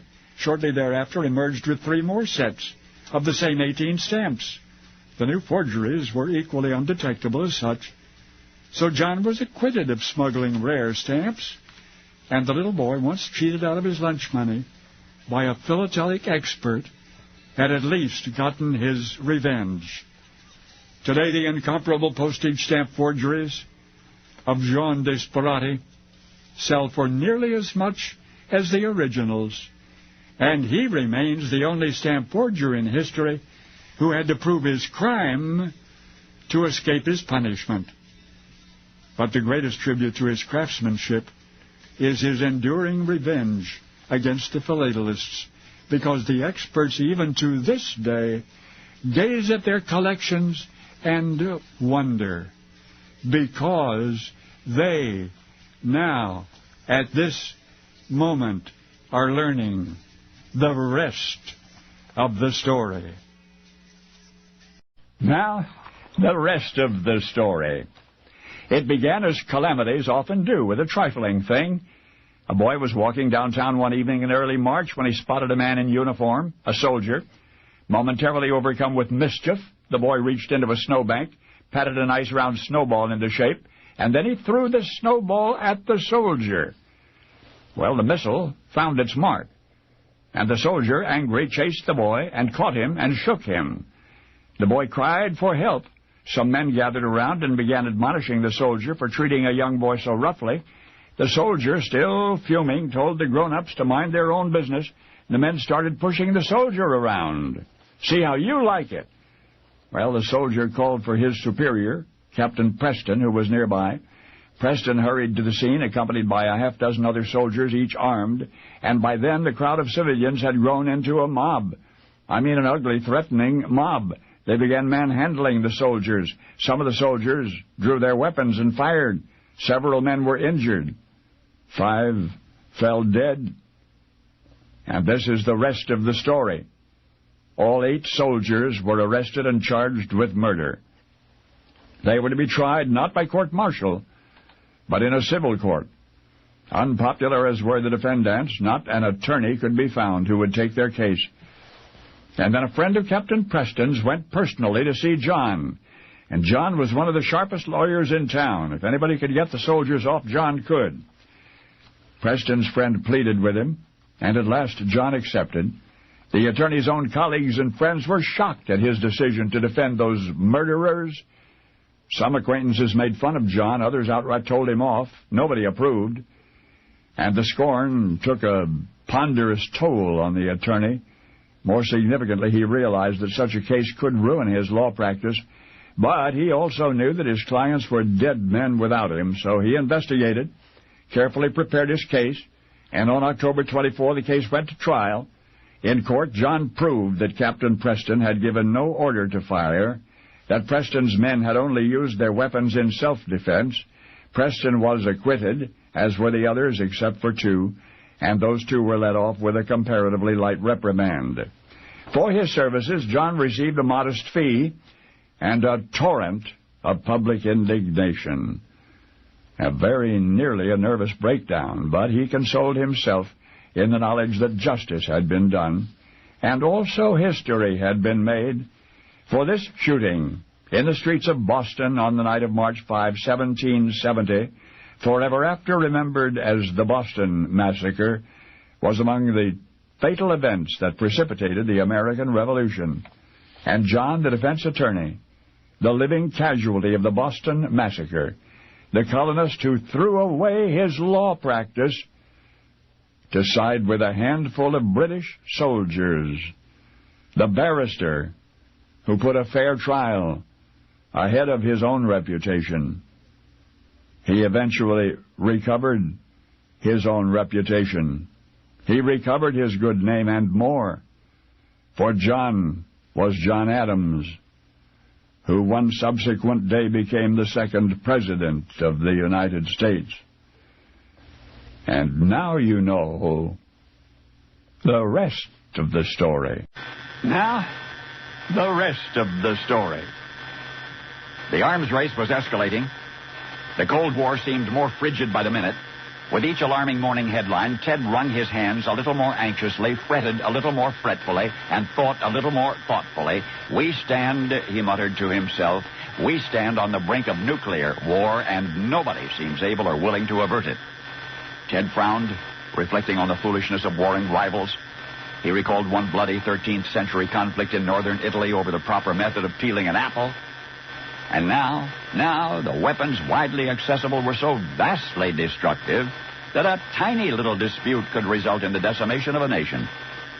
What the world needed, he decided, was a book describing the wages of nuclear sin. A book that takes its readers to the precipice overlooking doomsday itself. And since Ted was already a published author, he would write and promote this warning saga himself. And so he began. I'm working 10 hours a day, he told his nephew in a letter. It'll be the best book I have ever written. Early drafts were shown to trusted advisors. The inconclusive ending would trouble some readers, all agreed. But that was precisely what Ted had hoped to create, the lingering specter of nuclear war. At last the book was finished, rushed to its publisher. Editors read it, gasped with delight. An in-house memo to Random House sales staff described it as the most important work of the author's career. There was quibbling over the cover design, over the title itself. One copy reader even despaired over a comparison to Jonathan Swift. But the author won all of the arguments, assuaged all of the doubts. The editor-in-chief explained that when you're dealing with a genius and he won't change, then you don't change. For the book's back cover, Maurice Sendak wrote these words: "Surprisingly, wonderfully, the case for total disarmament has been brilliantly made. Only a genius could possibly deal with the cosmic and lethal madness of the nuclear arms race, and he has done the whole world a service." And although the critics were divided, the majority, including those of the New York Times Book Review, welcomed it. Art Buchwald even proposed a Nobel Prize for the author. There were protests, of course. One woman in Texas thought to ban Ted's tome, protesting to Random House that it had published the most blatant form of brainwashing I have ever encountered. But meanwhile, there were splendid sales and subsequent printings, foreign exposure, even a televised version in the Soviet Union. And today, readers of that once controversial epic, which Ted called the Butter Battle Book, observe it mainly as whimsy. For the shadows of the Cold War have receded into the pages of another century's history. The mythical conflicts of which Ted wrote, the war between the Yuks and the Zooks, is seen as silly as it sounds. For once upon a widespread paranoia, there was an earnest and gifted author who tried to end the madness with an illustrated children's book. Children's book. But madness in the very best sense, with the soul of the art of Ted Theodore Geisel, whom you know as Dr. Seuss. Only now you know the rest of the story. Now, the rest of the story. In 1934, a great baseball career was nearing an end. Babe Ruth, the big hitter who revolutionized our national pastime, was 39 years old and was completing his 21st year of professional baseball. Only recently had he hit his 700th career home run, but his batting average had dropped to 288, more than 50 points below his usual average. It was one of those seasons when the Yankees would not be in the World Series, and as the team made its final road trip of the year, fans turned out in spectacular numbers to see Babe Ruth play for, well, what they believed was the last time. Ruth himself had been silent about his plans for the coming season. Truth was, he had not made up his mind whether he would return or retire. He'd often said that his playing days were numbered. He didn't want to become a pinch hitter, getting a turn at bat once or twice a week. Maybe, said the Babe, he would become a player manager, a role in which he could continue playing the game he loved, but baseball authorities knew better. The Yankees' present manager was doing a good job. Surely he would not be fired just to make room for Babe Ruth's managerial debut. Anyway, the World Series was being played between Detroit and St. Louis that year. Yankee Babe Ruth would attend the games as a spectator. On October 7, mid-series, both teams and a flock of sports writers were about to leave St. Louis for Detroit. Babe Ruth was there, too, though at that point he'd still not revealed his plans for the following season. Standing on the railway platform, waiting for the train to leave, Babe spoke with several friends. Among those present was Joe Williams, a sports writer for the New York World Telegram. That's when a train engineer recognized Babe and playfully asked how many home runs he planned to hit for the Yankees next year. Well, without thinking, and in the presence of the media, Babe spilled the beans. "I wouldn't play with them again if they gave me the stadium," he said. "I'm quitting." Well, that was the word Joe Williams had been waiting for. Next edition of the World Telegram prominently displayed Babe's announcement. The news was out. Immediately, the sports scoop of the year was picked up by the wire services and appeared in newspapers throughout the country. In Detroit, where the World Series was being played, the story of Babe Ruth's retirement got page one attention, but one newspaper's sports writer failed to file the story. The paper was the New York Journal-American, and because of the negligence of its sports reporter, thousands of newspaper sales were lost. As it turned out, the reporter didn't go with the story because he believed it was untrue. He thought he had inside information. On the other hand, the following baseball season found the New York Yankees minus Babe Ruth, so the sports headlines, which had appeared only months before, were true. So why didn't that one sports writer get it right? Well, first of all, he was a part-time reporter employed by that one newspaper, a relatively inexperienced journalist named George Herman Ruth. That's right, it was the Babe himself. And he that day on that train platform missed the sports scoop of the year because he had then only casually said, "I quit." And he didn't believe it. Only now, you know the rest of the story. Now, the rest of the story. Dr. Gull opened the door, and there stood Eddie. "Sorry to bother you at home," the latter apologized. "Oh, it was quite all right," the old physician assured him. Since his partially debilitating stroke the year previous, it was actually more convenient to see patients in his home. Now, what seemed to be the problem? Eddie looked down at his own trembling hands. "They won't stop shaking," he said. "Any other complaints?" the doctor asked. "Only headaches," Eddie reported. "And, oh yes, a peculiar ulceration behind his right ear." Dr. Gull carefully examined the young man, but nothing he discovered contradicted his first impression, that the rather obvious matter with Eddie was syphilis. Syphilis! And the physician was about to reveal his diagnosis when, glancing into the patient's eyes, he found himself suddenly speechless. For though they appeared at least superficially, as one might expect in the advanced stages of Eddie's condition, there was something else, something behind the penetrating stare that first intrigued and then gradually alarmed Dr. Gull. So, determined to explore what he sensed was lurking in the shadows of the disease, the doctor asked Eddie if he would allow himself to be hypnotized. Eddie said yes, and this is the rest of the story. Dr. Gull sat Eddie in a comfortable chair with his back to the light, had him focus on a fixed point, and then with soft, suggestive words he lulled him into a state of semi-sleep. Therein the patient spoke of a friend, James Stephen, and of his anger toward his own father. Dr. Gull listened intently.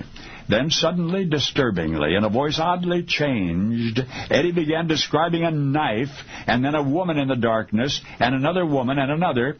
Eyes closed now, he leaned forward in the comfortable chair, and to the physician's horror, his patient, slashing the air with the imaginary knife, began acting out the murders of the women he had described. Through the awful interminable hour that followed, Dr. Gull furiously took notes, and when he could bear the gruesome revelations no longer, he brought Eddie out of the trance. "What happened?" Eddie asked with astonishing innocence. The physician's answer was nothing. And yet so overwhelmed was Dr. Gull by what he had heard that for the first time in his distinguished career, he shattered the sanctity of doctor-patient confidentiality. He notified the city's police commissioner, who in turn notified the suspect's family. You see, the details of the murders, they were real murders, including subtleties the authorities had kept quiet, were precisely as the patient had related them. For once upon a sensational spree of crime, there was a demented young man whose friends called him Eddie, and whose powerful family sought to protect its reputation by stashing a serial killer in a private sanitarium for life. But should you ever again hear extolled the virtues of Victorian England, you will recall the incredible case of Eddie, Queen Victoria's own grandson, Prince Albert Victor, and the shady ladies of Whitechapel, done in by a deranged syphilitic, whom history remembers as Jack the Ripper. Only now you know the rest of the story. Now, the rest of the story. Al was no angel. By the time he was 10, fighting with the other boys in school had already become a way of life. His mother called him lively, others called him naughty. In any case, Al was no angel. Once a teacher borrowed a book from him, but when she forgot to return it, little Al called her a thief. To her face. Nerve? You bet. It would have been easy to make excuses for Al. After all, his family was poor. Al wore either wooden shoes or no shoes at all.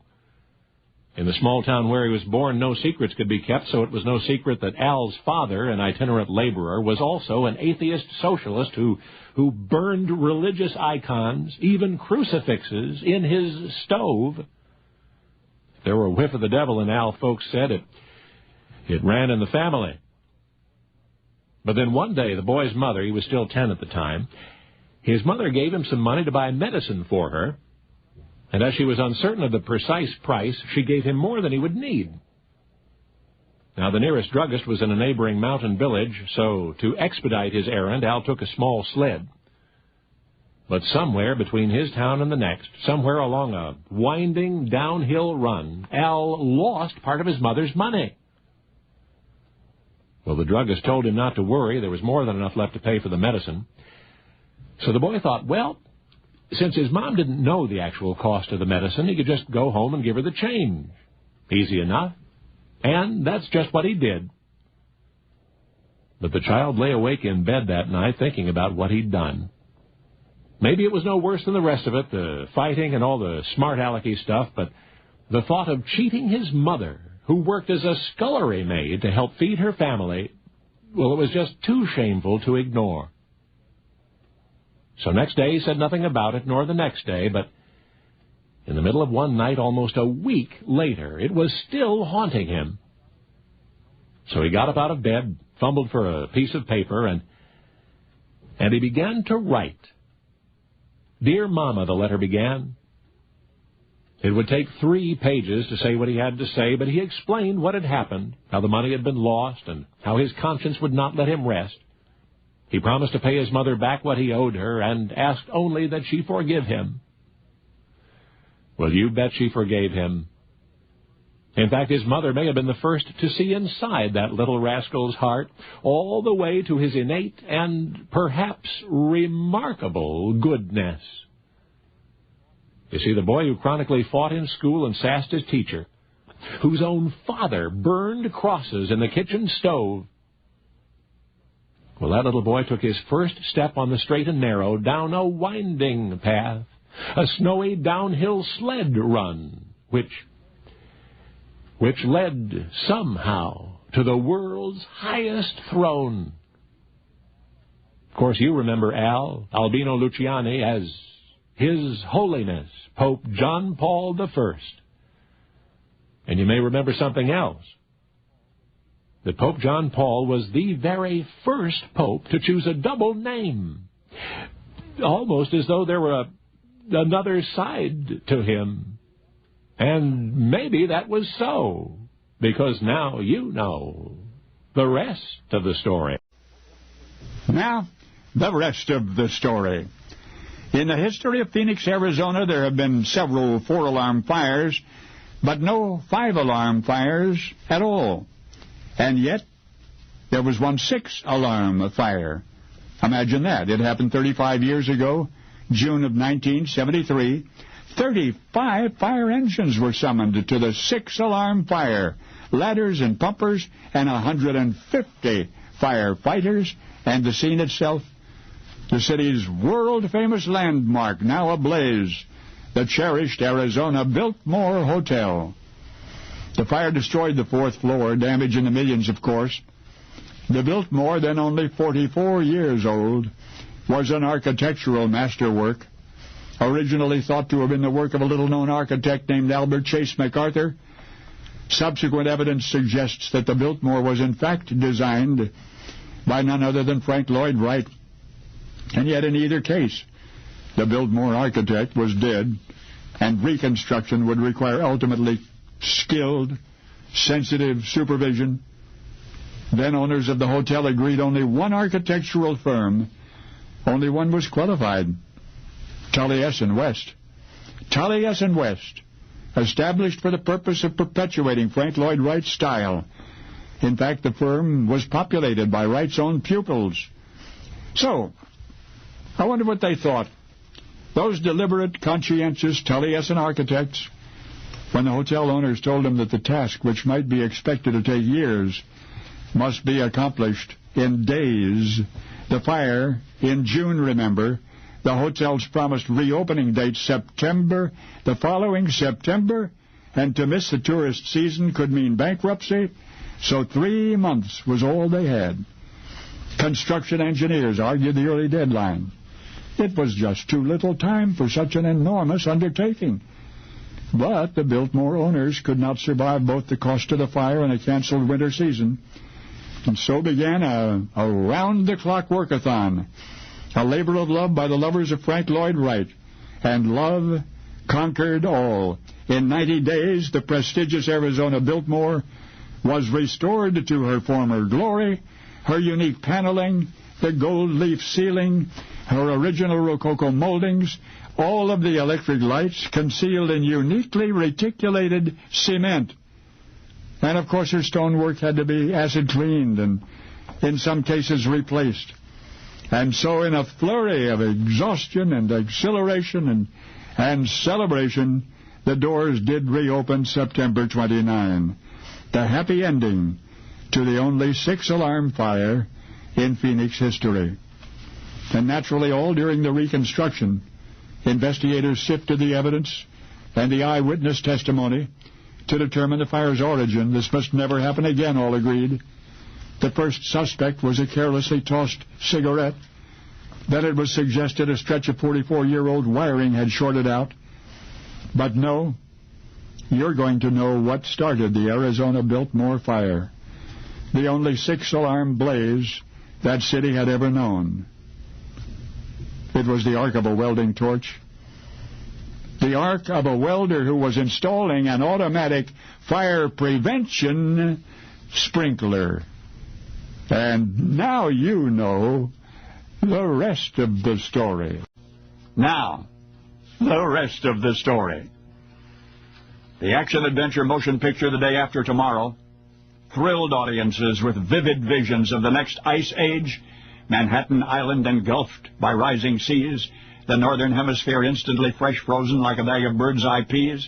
In fact, nobody knows what the next ice age would look like. But what did the last one look like? Well, this is what. During the last ice age, if you could have stood on the highest mountain on the North Atlantic island of Iceland, you could not have glimpsed the open sea in any direction. Nothing but vast ice floes for miles around, yawning beyond every horizon. Even far to the south, in what's today Scotland, temperatures plunged through most of the year to the point that plant life ceased to flourish. In Switzerland, glaciers roared down out of the Alps into the lower valleys, crushing, gouging, engulfing everything in their paths, as did glaciers worldwide from Norway to New Zealand. And what do you know? As New York Harbor, where all of the ships passed through all of the year, it was completely frozen. You could have walked from Manhattan to Staten Island without even dampening the soles of your shoes. The Baltic Sea regularly froze solid as well. What caused the last ice age? Scientists wonder about that. Some conjecture that increased volcanic activity during the epoch put enough dirt and ash into the upper atmosphere to filter significant amounts of warming solar radiation. Others observe that the sun itself goes through cycles of slight warming and cooling. And, oh yes, a fluctuation of as little as a few tenths of a % in the energy output of the sun, that could be enough to alter the Earth's climate dramatically, and unquestionably something did. How long did the Ice Age last? 4, maybe 6 centuries? And we have remarkably precise evidence of it for the last 250 of those years, thanks to the invention by one Galileo of something called the thermometer. You see, climatologists estimate that the outside parameters of the last ice age from roughly 1250 to 1850 A.D., and yes, it meets all of the qualifications of a genuine global ice age. The famines resulting from drastically diminished growing seasons killed millions, 1.5 million in 1315 alone. The year 1315. Glaciers appeared where they had not in thousands of years, wiping out farms and entire towns in 2 hemispheres. Now, some winter times, even in New York Harbor, solidified. And in the year 1816, there was no summer at all. Not anywhere.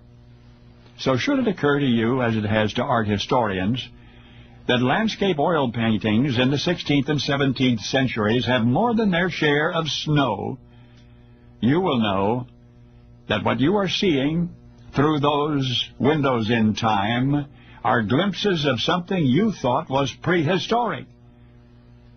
Yes, I do mean to say that we civilized humankind lived through the last Ice Age, and we scarcely even knew it was there.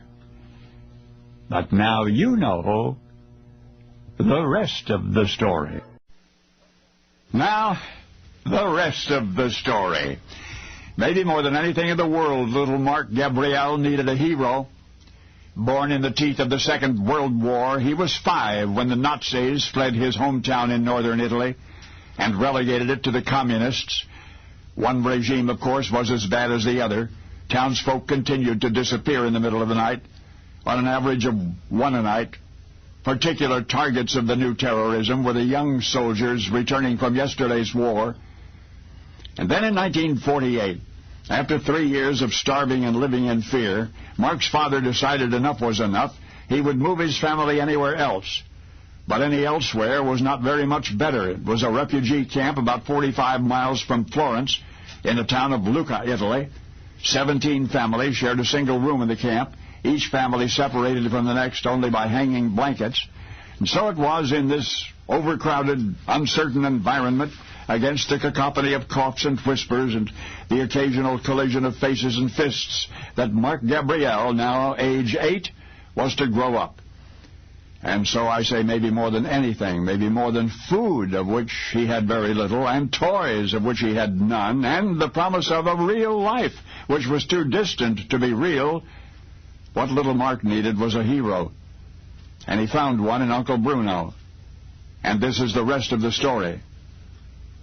Bruno Benvenu had endured the same dangers, the same deprivations as the rest of the family in their trek from Trieste to Lucca.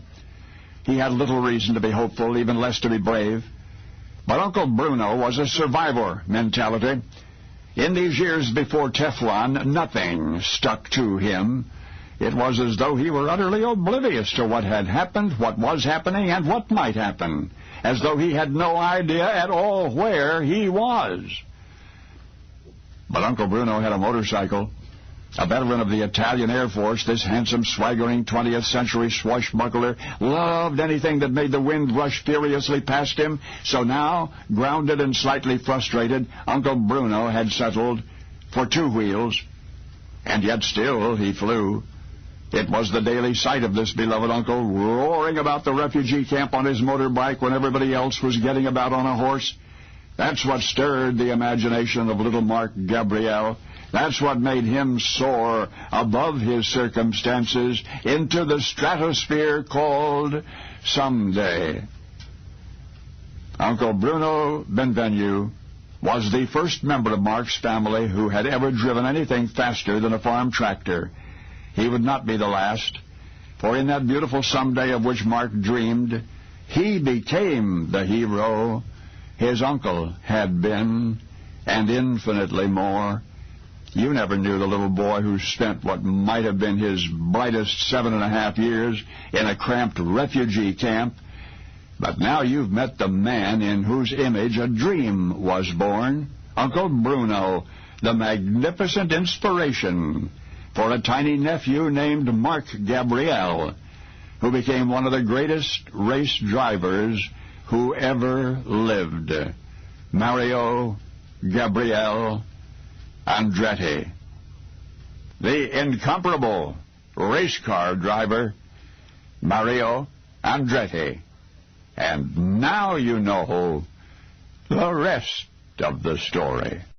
in the photographic collection of the Bavarian National Museum in Munich, Germany, is a daguerreotype dated 1839. It was taken by Louis Daguerre himself, apparently from the highest window of a Paris building. Now listen carefully.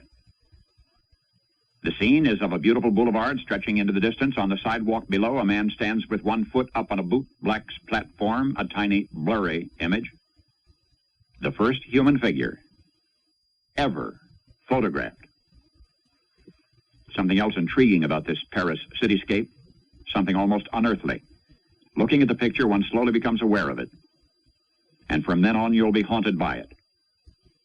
Louis Daguerre was an opera scenery painter, you know, with an unquenchable scientific curiosity. For many years, he worked with photographic pioneer Nepiche toward the perfection of so-called heliographic reproduction.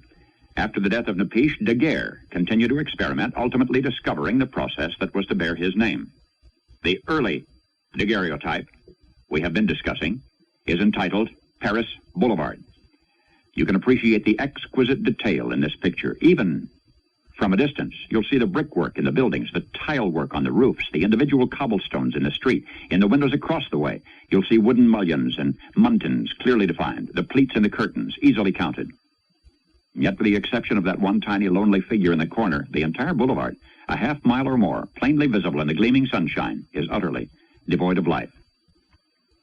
Now the shadows cast by the slender trees suggest that it's neither early morning nor late afternoon. The boulevard should be bustling with strollers and shoppers and horse-drawn carriages and delivery wagons, perhaps even romping dogs and children. But no one, save that one man on the corner, is anywhere in this downtown Paris scene.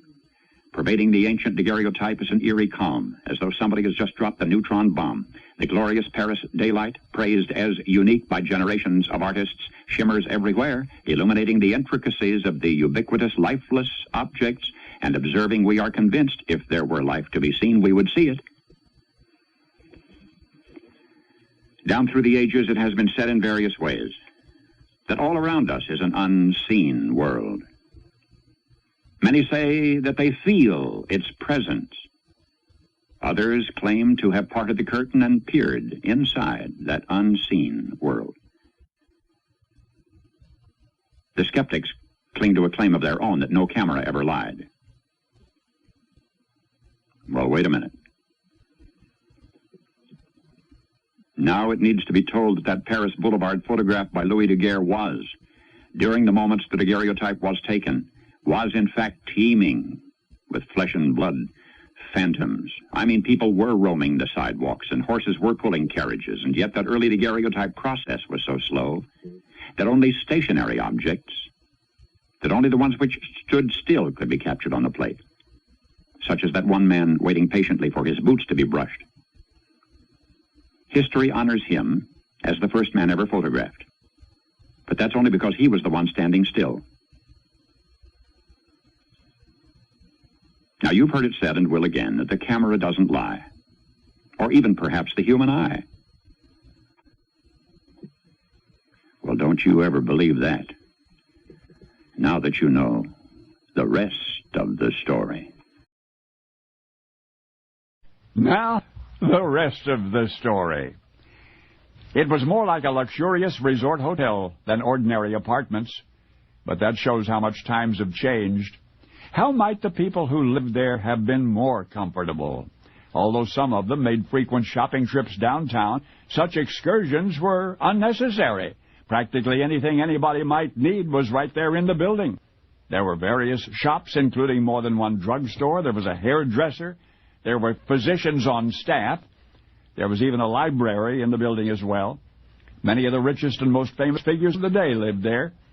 Upon checking in, celebrities were invariably invited to dine with the governor. He lived there also, in an opulent suite of rooms. Residents often employed their own servants, their own chefs. But why, I wonder? Because the kitchens in the building were internationally renowned for their excellent cuisine. One had but to plan one's preferred menu, and it would be exquisitely prepared. Along with daily room service came 3 bottles of fine wine, compliments of the house. The rooms themselves were large and comfortable, ideal for entertaining, of which there was much. The apartments were originally unfurnished, leaving the responsibility of interior design to each resident. Eventually, furnished rooms were optional. The building's grounds were breathtaking. There were terraces, gardens, and stables. Hardly the sort of thing one might expect of a jail. And yet that is what it was.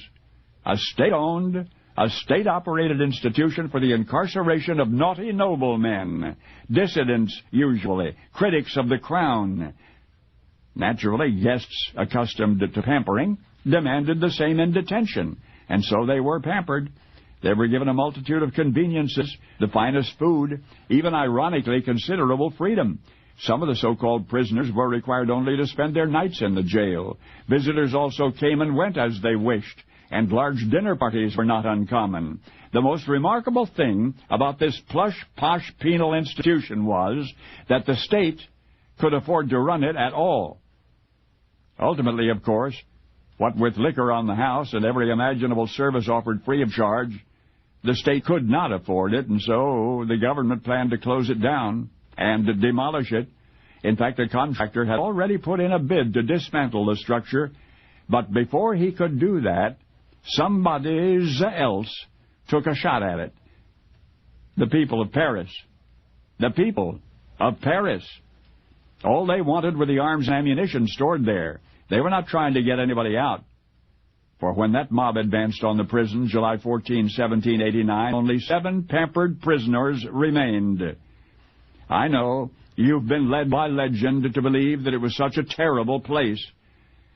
But now I hope you will never forget the jail as a place more for play than for punishment. A prison whose chef was praised by the most discriminating palates in Paris. A set of comfy quarters called the Bastille. The Bastille. Because now you know the rest of the story. Now, the rest of the story. Lieutenant Colonel John F. Reynolds was affectionately called Old Pop by the cadets of his military school, but there were limits even to Old Pop's patience, and Fanny had finally crashed through them. What now? Asked Colonel Reynolds of the rambunctious offender, who once again had been sent before him for discipline. Fanny tried to cajole Colonel Reynolds with the axiom that the worst students make the best soldiers. Colonel Reynolds would not have to consult the records to be reminded of just how bad a student Fanny had been. For example, 100 demerits in any 6-month period comprised grounds for automatic expulsion. In Fanny's first half year at Reynolds School, the accumulated 120, escaping the otherwise obvious penalty through somebody's misguided sympathy, and the pattern of misbehavior continued with 98 demerits the first half of the second year, then 94 demerits the second half, right down to the last period of his last year, which he celebrated with 97 demerits. Fanny's insubordination was as varied as the instances were voluminous. Late for parade, late on parade, face unshaven, hair unkempt, equipment dirty, uniform disordered, slackness in drill, failure to salute a superior. And this is not to mention the practical jokes like the time he cooked and ate a professor's prize rooster because it kept him awake.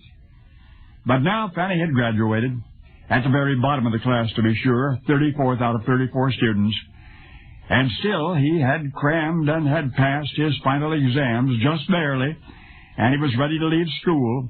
But then 5 days past graduation and still on duty as officer of the guard, Fanny once again was arrested for insubordination. Now, here he stood before Old Pop Reynolds, attempting to explain himself, and, as usual, not doing a very good job. But if Fanny's frolicsome nature had ever amused his superiors, it did so no longer. This time, he was court-martialed. This time, he was detained for weeks and very nearly missed the rest of his life.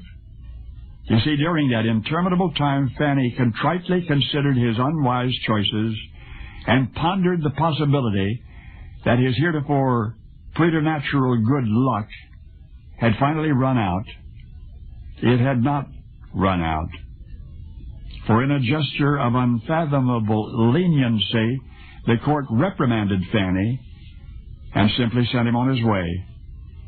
So he then departed the nation's capital July 18, 1861, where he would receive his orders just in time to take part in the Battle of Bull Run. For among the remarkable chapters in the history of the American Uncivil War is one that tells of an uncompromising West Point cadet who rose to the rank of brigadier general by the age of 24. And yet you reflect on the battlefield heroisms which made that spectacular promotion possible, and you will bear in mind the pattern of petulance and the capricious character that premiered at West Point and exploded at Little Bighorn. Of course you remember the unsoldier-like cadet whose golden curls earned him the nickname Fanny. You remember him as General George Armstrong Custer. Only now you know the rest of the story. Today's Paul Harvey News and Commentary. Hello, Americans. This is Paul Harvey. Stand by for news. We have clinical studies showing that as people have more birthdays, human skin loses elasticity, loses its ability to hold moisture. Well, that makes wound and burn healing increasingly difficult. So Spanko Medical Corporation, listen to this. Spanko has developed a second skin. These are the folks who make those green insoles for your shoes. They have a product called Second Skin. It uses moist care technology, which allows wounds to heal faster. Not like your traditional dry bandages. These are high-tech dressings that even look like and feel like a second skin.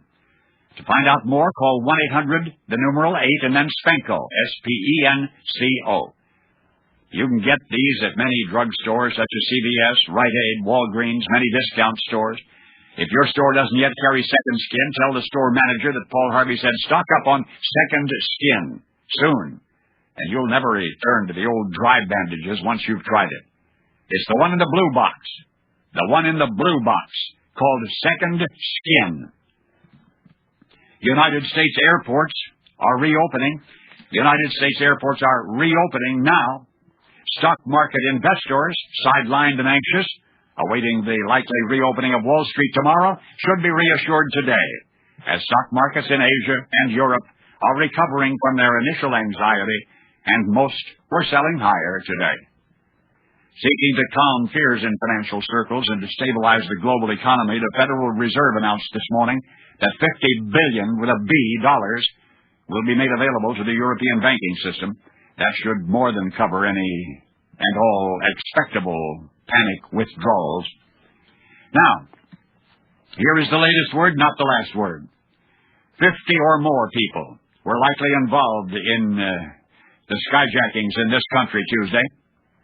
We know the names of more than a dozen of those people. Several suspects are already in custody.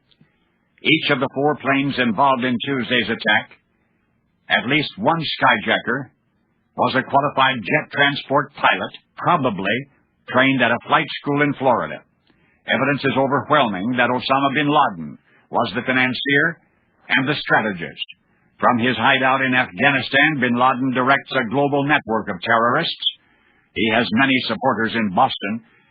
During the second Clinton administration, Clinton's advisors knew at one time precisely where bin Laden was, but our president chose not to take him out. Spain is the first nation to step up alongside us, announcing this morning that should we wish to bomb Afghanistan, we can feel free to use Spain's air bases, as we did during the Gulf War and during our Balkans involvement. Neither we nor NATO has made any such threat yet.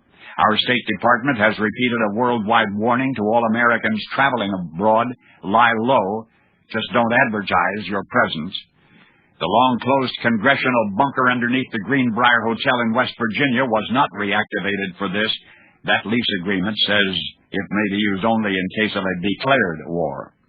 For 6 hours, while President Bush was hopscotching across the country, while New York and the Pentagon were under attack, and Air Force One might have been a target, Bush vented his frustration with Secret Service people by insisting, "I'm not going to let some tin-horn tyrant keep the President of the United States away from his office." The American people need reassurance now. They need to see their president now. And ultimately, the determined president did prevail. The president has designated tomorrow a day of prayer and remembrance. He will be in New York for much of the day.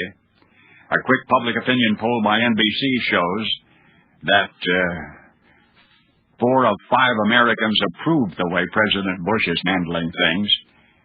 No elected president has ever walked into those big shoes and fit them right off. Some grow into them. The mood of Americans, measured several ways, has evolved from shock to anger. There's a lot of loud rhetoric coming out of Congress.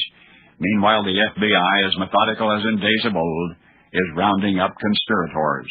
There have been some scattered attacks on Muslim mosques and threats on others. But Chicago, my goodness, Chicago seems to have everything under control. Chicago's Mayor Daley has maintained masterful control of his polyglot population. A lot of the devout believers in Islam are as distressed as anybody by the crazies who happen to share their religion. Now, page 2. I don't know if you heard that letter I was trying to read the other day from a woman who says, "Thank you, Paul Harvey, for our wonderful bed. It has changed my husband's life." She went on to say that he has osteoporosis in his spine. He hadn't slept well for many years. Because of lack of sleep and chronic pain, he had low energy. He's an avid golfer, but was unable to play golf. Well, she says, we bought a Select Comfort bed 3 months ago.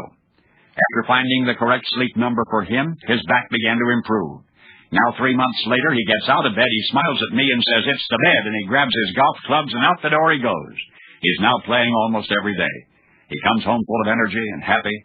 He's a new man. I'm extremely grateful for creating this bed that helped him so much. Thank you. He, my husband, is 67 and going on 27. Signed by Sally O'Brien of Escondido, California. Well, now you can try a Select Comfort Sleep Number bed for yourself, for your husband, in your own home. And you can try it for a month. And then you can send it back if you don't want it. Just telephone 1-800-NEXT-BED. Maybe you'd like to learn more. Then I'll send you a free video telling all about this happy experience. So for the in-home trial of the bed or for the free video, just telephone 1-800-NEXT-BED. Medical, the bacteria which causes stomach ulcers is also responsible for virtually all cases of stomach cancer. New England Journal. These studies conclude with the presumption that if we can treat the bacteria with antibiotics, we can prevent the cancer. And the tests are relatively simple. People who take aspirin regularly do reduce the risk of heart attack, probably are extending their lives. Cleveland Clinic research. Harvard Medical has changed its verdict on aspirin at least once and now concedes that it does more good than harm. All 3 of the airports where airliners were skyjacked Tuesday, all 3 of those airports hired security, but were cited at least twice for security problems. More than a dozen of the employees hired at the great big Philadelphia airport, more than a dozen were untrained, and dozens of them were criminals.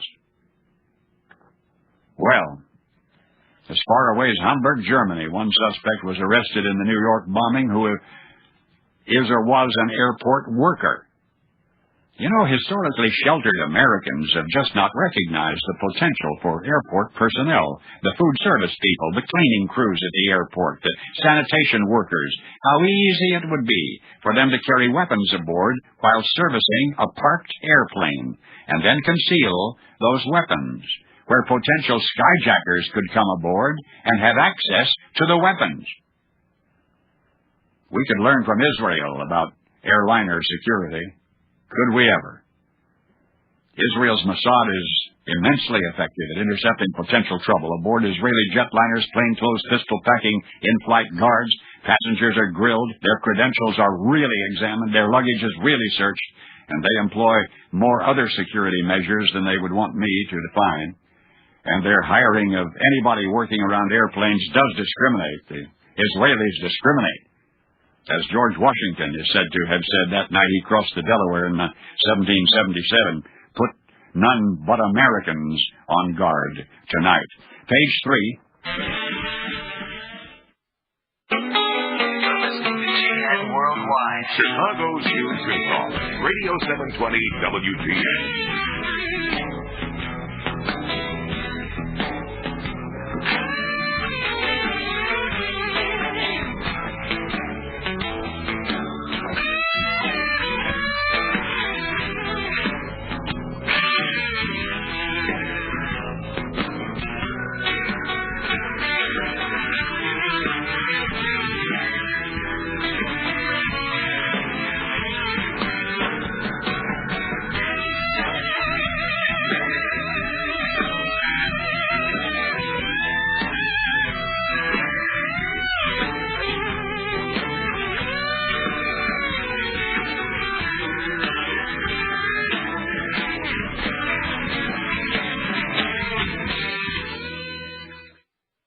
That tropical depression in the Gulf of Mexico is more powerful by the minute.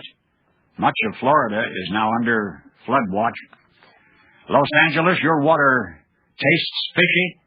Your tap water smells bad and tastes bad. Well, your water company people blame algae. There is an especially large algae bloom in your city's aqueduct. The water is safe to drink, and it should again taste right in about a week. And at State Prison in Pittsburgh, Pennsylvania, inside the walls of State Prison, the Prison Activities Director has posted this notice: no pole vaulting. American Airlines flight attendants have ratified. They now have a new contract. Philatelists will want to know 5 new Christmas stamps will be issued October 10, 1 of the Madonna and 4 of Santa Claus. Hanukkah and Kwanzaa stamps will be issued October 21. New claims for unemployment pay, new claims last week increased by 21,000. A flying friend of mine, Richard Bach, who authored the book Jonathan Livingston Seagull and several others, because I know the nature of his next book, I know that Richard will be intrigued by Jen Morrison. The town of Layton, Utah, allows pet owners to keep pet ferrets, but limits the number to 6 ferrets, and Jen Morrison, in her apartment, had 261. Well, Australia is still under international pressure to accept boatloads of people from Afghanistan, but is now refusing adamantly. Australia's Defense Minister, Peter Wright, says sneak-in immigration is a potential pipeline for terrorists. Since what happened to us, U.S., Australia has prevented 3 more boatloads from coming ashore. We have certainly learned a lot from last Tuesday. One thing is that technology is no substitute for the old-fashioned way of gathering intelligence. It's not easy to find spies that you can trust, I know, because some of them are necessarily pretty slimy. And we are learning that for all of our sophisticated heat-seeking infrared technology, when it comes to searching for humans in a pile of rubble, there is nothing more effective than the nose of a well-trained dog. Oh, yes, there are 300 of them on duty in New York right now. Page 4. School is back in session. All parents hope and pray for a good year for their children. Unfortunately, some children struggle and needs help. A child who is a poor reader, for example, may shy away from reading and from books. Well, you know how important reading is to that child's future success. The phonics game can help. The phonics game, it's a wonderful reading program that's fun to play, cleverly disguised as a game, so children who are hesitant with workbooks and flashcards will welcome this new approach to reading, the phonics game. It's also a delightful way that you can share, giving your children in your life a great head start for the year, whether your children need a little extra help at home or just want to be at the top of the class. Please order today the phonics game, 1-800-965-READ. You're risking nothing, because your child using the phonics game is going to get better grades next semester, or you're going to get your money back. How's that for a promise? The number to call is 1-800-965-READ. 1-800-965-READ. The West Nile virus, moving west out of Africa, is as far as Florida, USA. A 12-year-old Arabian horse is dead of it. Horse owners in the area are demanding more mosquito control. And here is a strange. A man in Britain, age 24, was blowing up party balloons. He blew up dozens of party balloons, then suddenly went to the hospital with chest pain, where they discovered that he had burst many of the tiny little air sacs in his lungs, inflating himself a little bit more each time he blew up another balloon. Recovering. He's recovering. You've heard that the gear shift on 1995-1998 Jeep Grand Cherokees may slip from park into reverse. Daimler-Benz knows about it, just doesn't know what to do about it. They've been investigating since July and can find absolutely no reason why. Now, for what it's worth, Argus Hamilton. Argus Hamilton observes that this is the first peaceful week. This is the only peaceful week that Gary Condit has had in 4 months. Paul Harvey, good day. Now, the rest of the story. Miss Hosier stared intently at the little creature scuttling determinedly across the cold stone floor. A beetle. A beetle is what it was, just an ordinary beetle of some sort. It had crawled up from among the roses, perhaps to commune with her and the young man sitting beside her. It was an ideal setting in which to commune, after all. A gazebo in a flower garden. An ornate miniature temple to the goddess Diana, no less.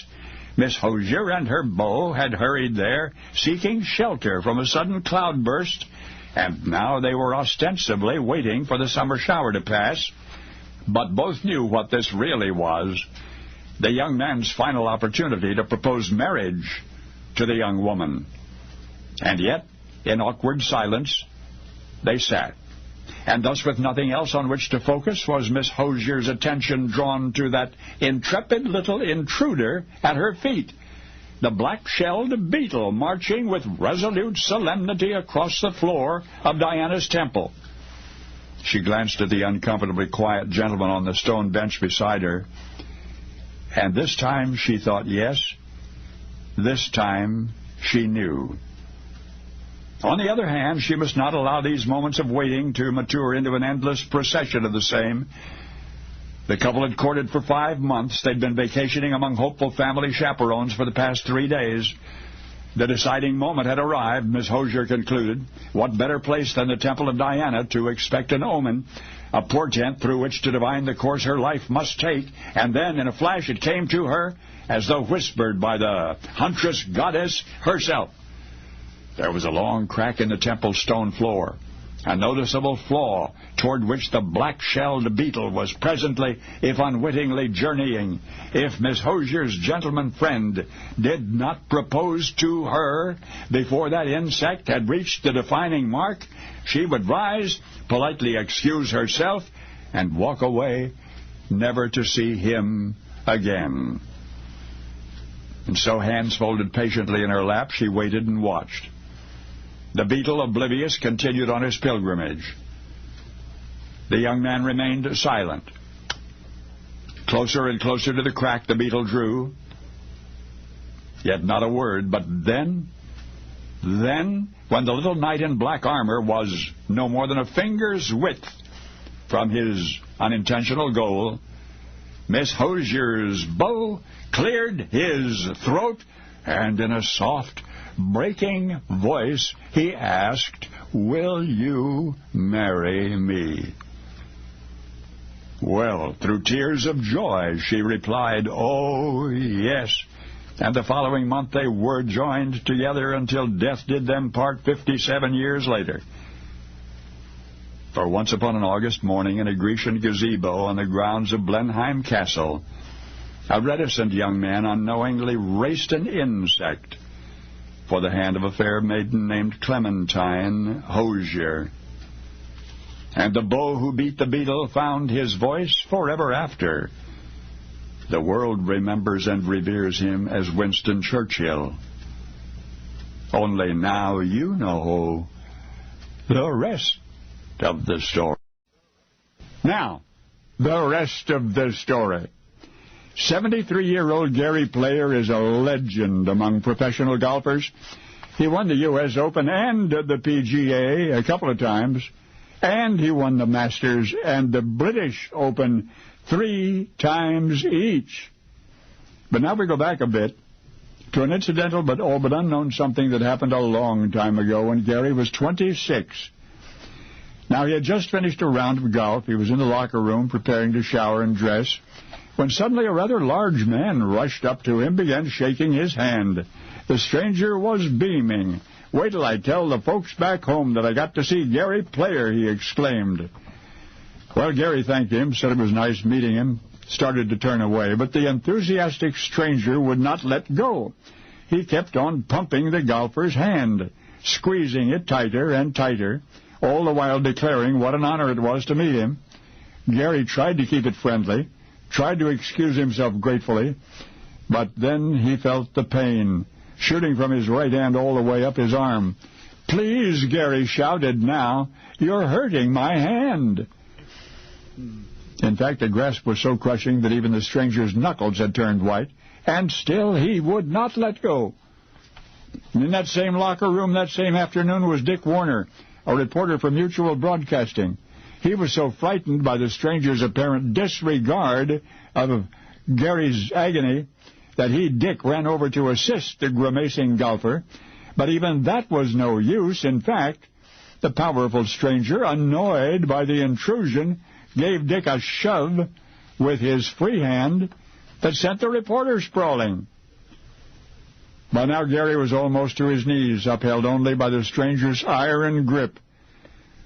Dick scrambled to his feet. He ran from the locker room and out into the parking lot in search of a security guard. He found one, and then both men ran back into the clubhouse, and only then, when he saw the guard's uniform, did the stranger release Gary Player's hand. Still in excruciating pain, Gary bent over, clasping his right wrist. The injured hand was livid, even misshapen. "I think a bone's been broken," he gasped. So Gary was rushed to a doctor. But whereas the x-rays fortunately revealed no broken bones, the sprain was a bad one. And sometimes a sprain can be worse than a break. Indeed, those who saw it that evening doubted that Gary would be on the course for quite some while. But you know what? He was on the course playing golf the very next day. His bandage was flesh-colored and unobtrusive. Beyond that, media silence was requested. Of course, Gary himself would say nothing of the incident. The hand-crushing stranger had disappeared amid the general confusion and specific concern for Gary's hand. And to this day, the crusher remains a stranger. And his true intentions remain a mystery. But this much more ought to be mentioned, that just before whoever he was walked up to Gary Player in the locker room at Augusta National, Player had fought his way to a 4th-round tie in the prestigious Masters golf tournament.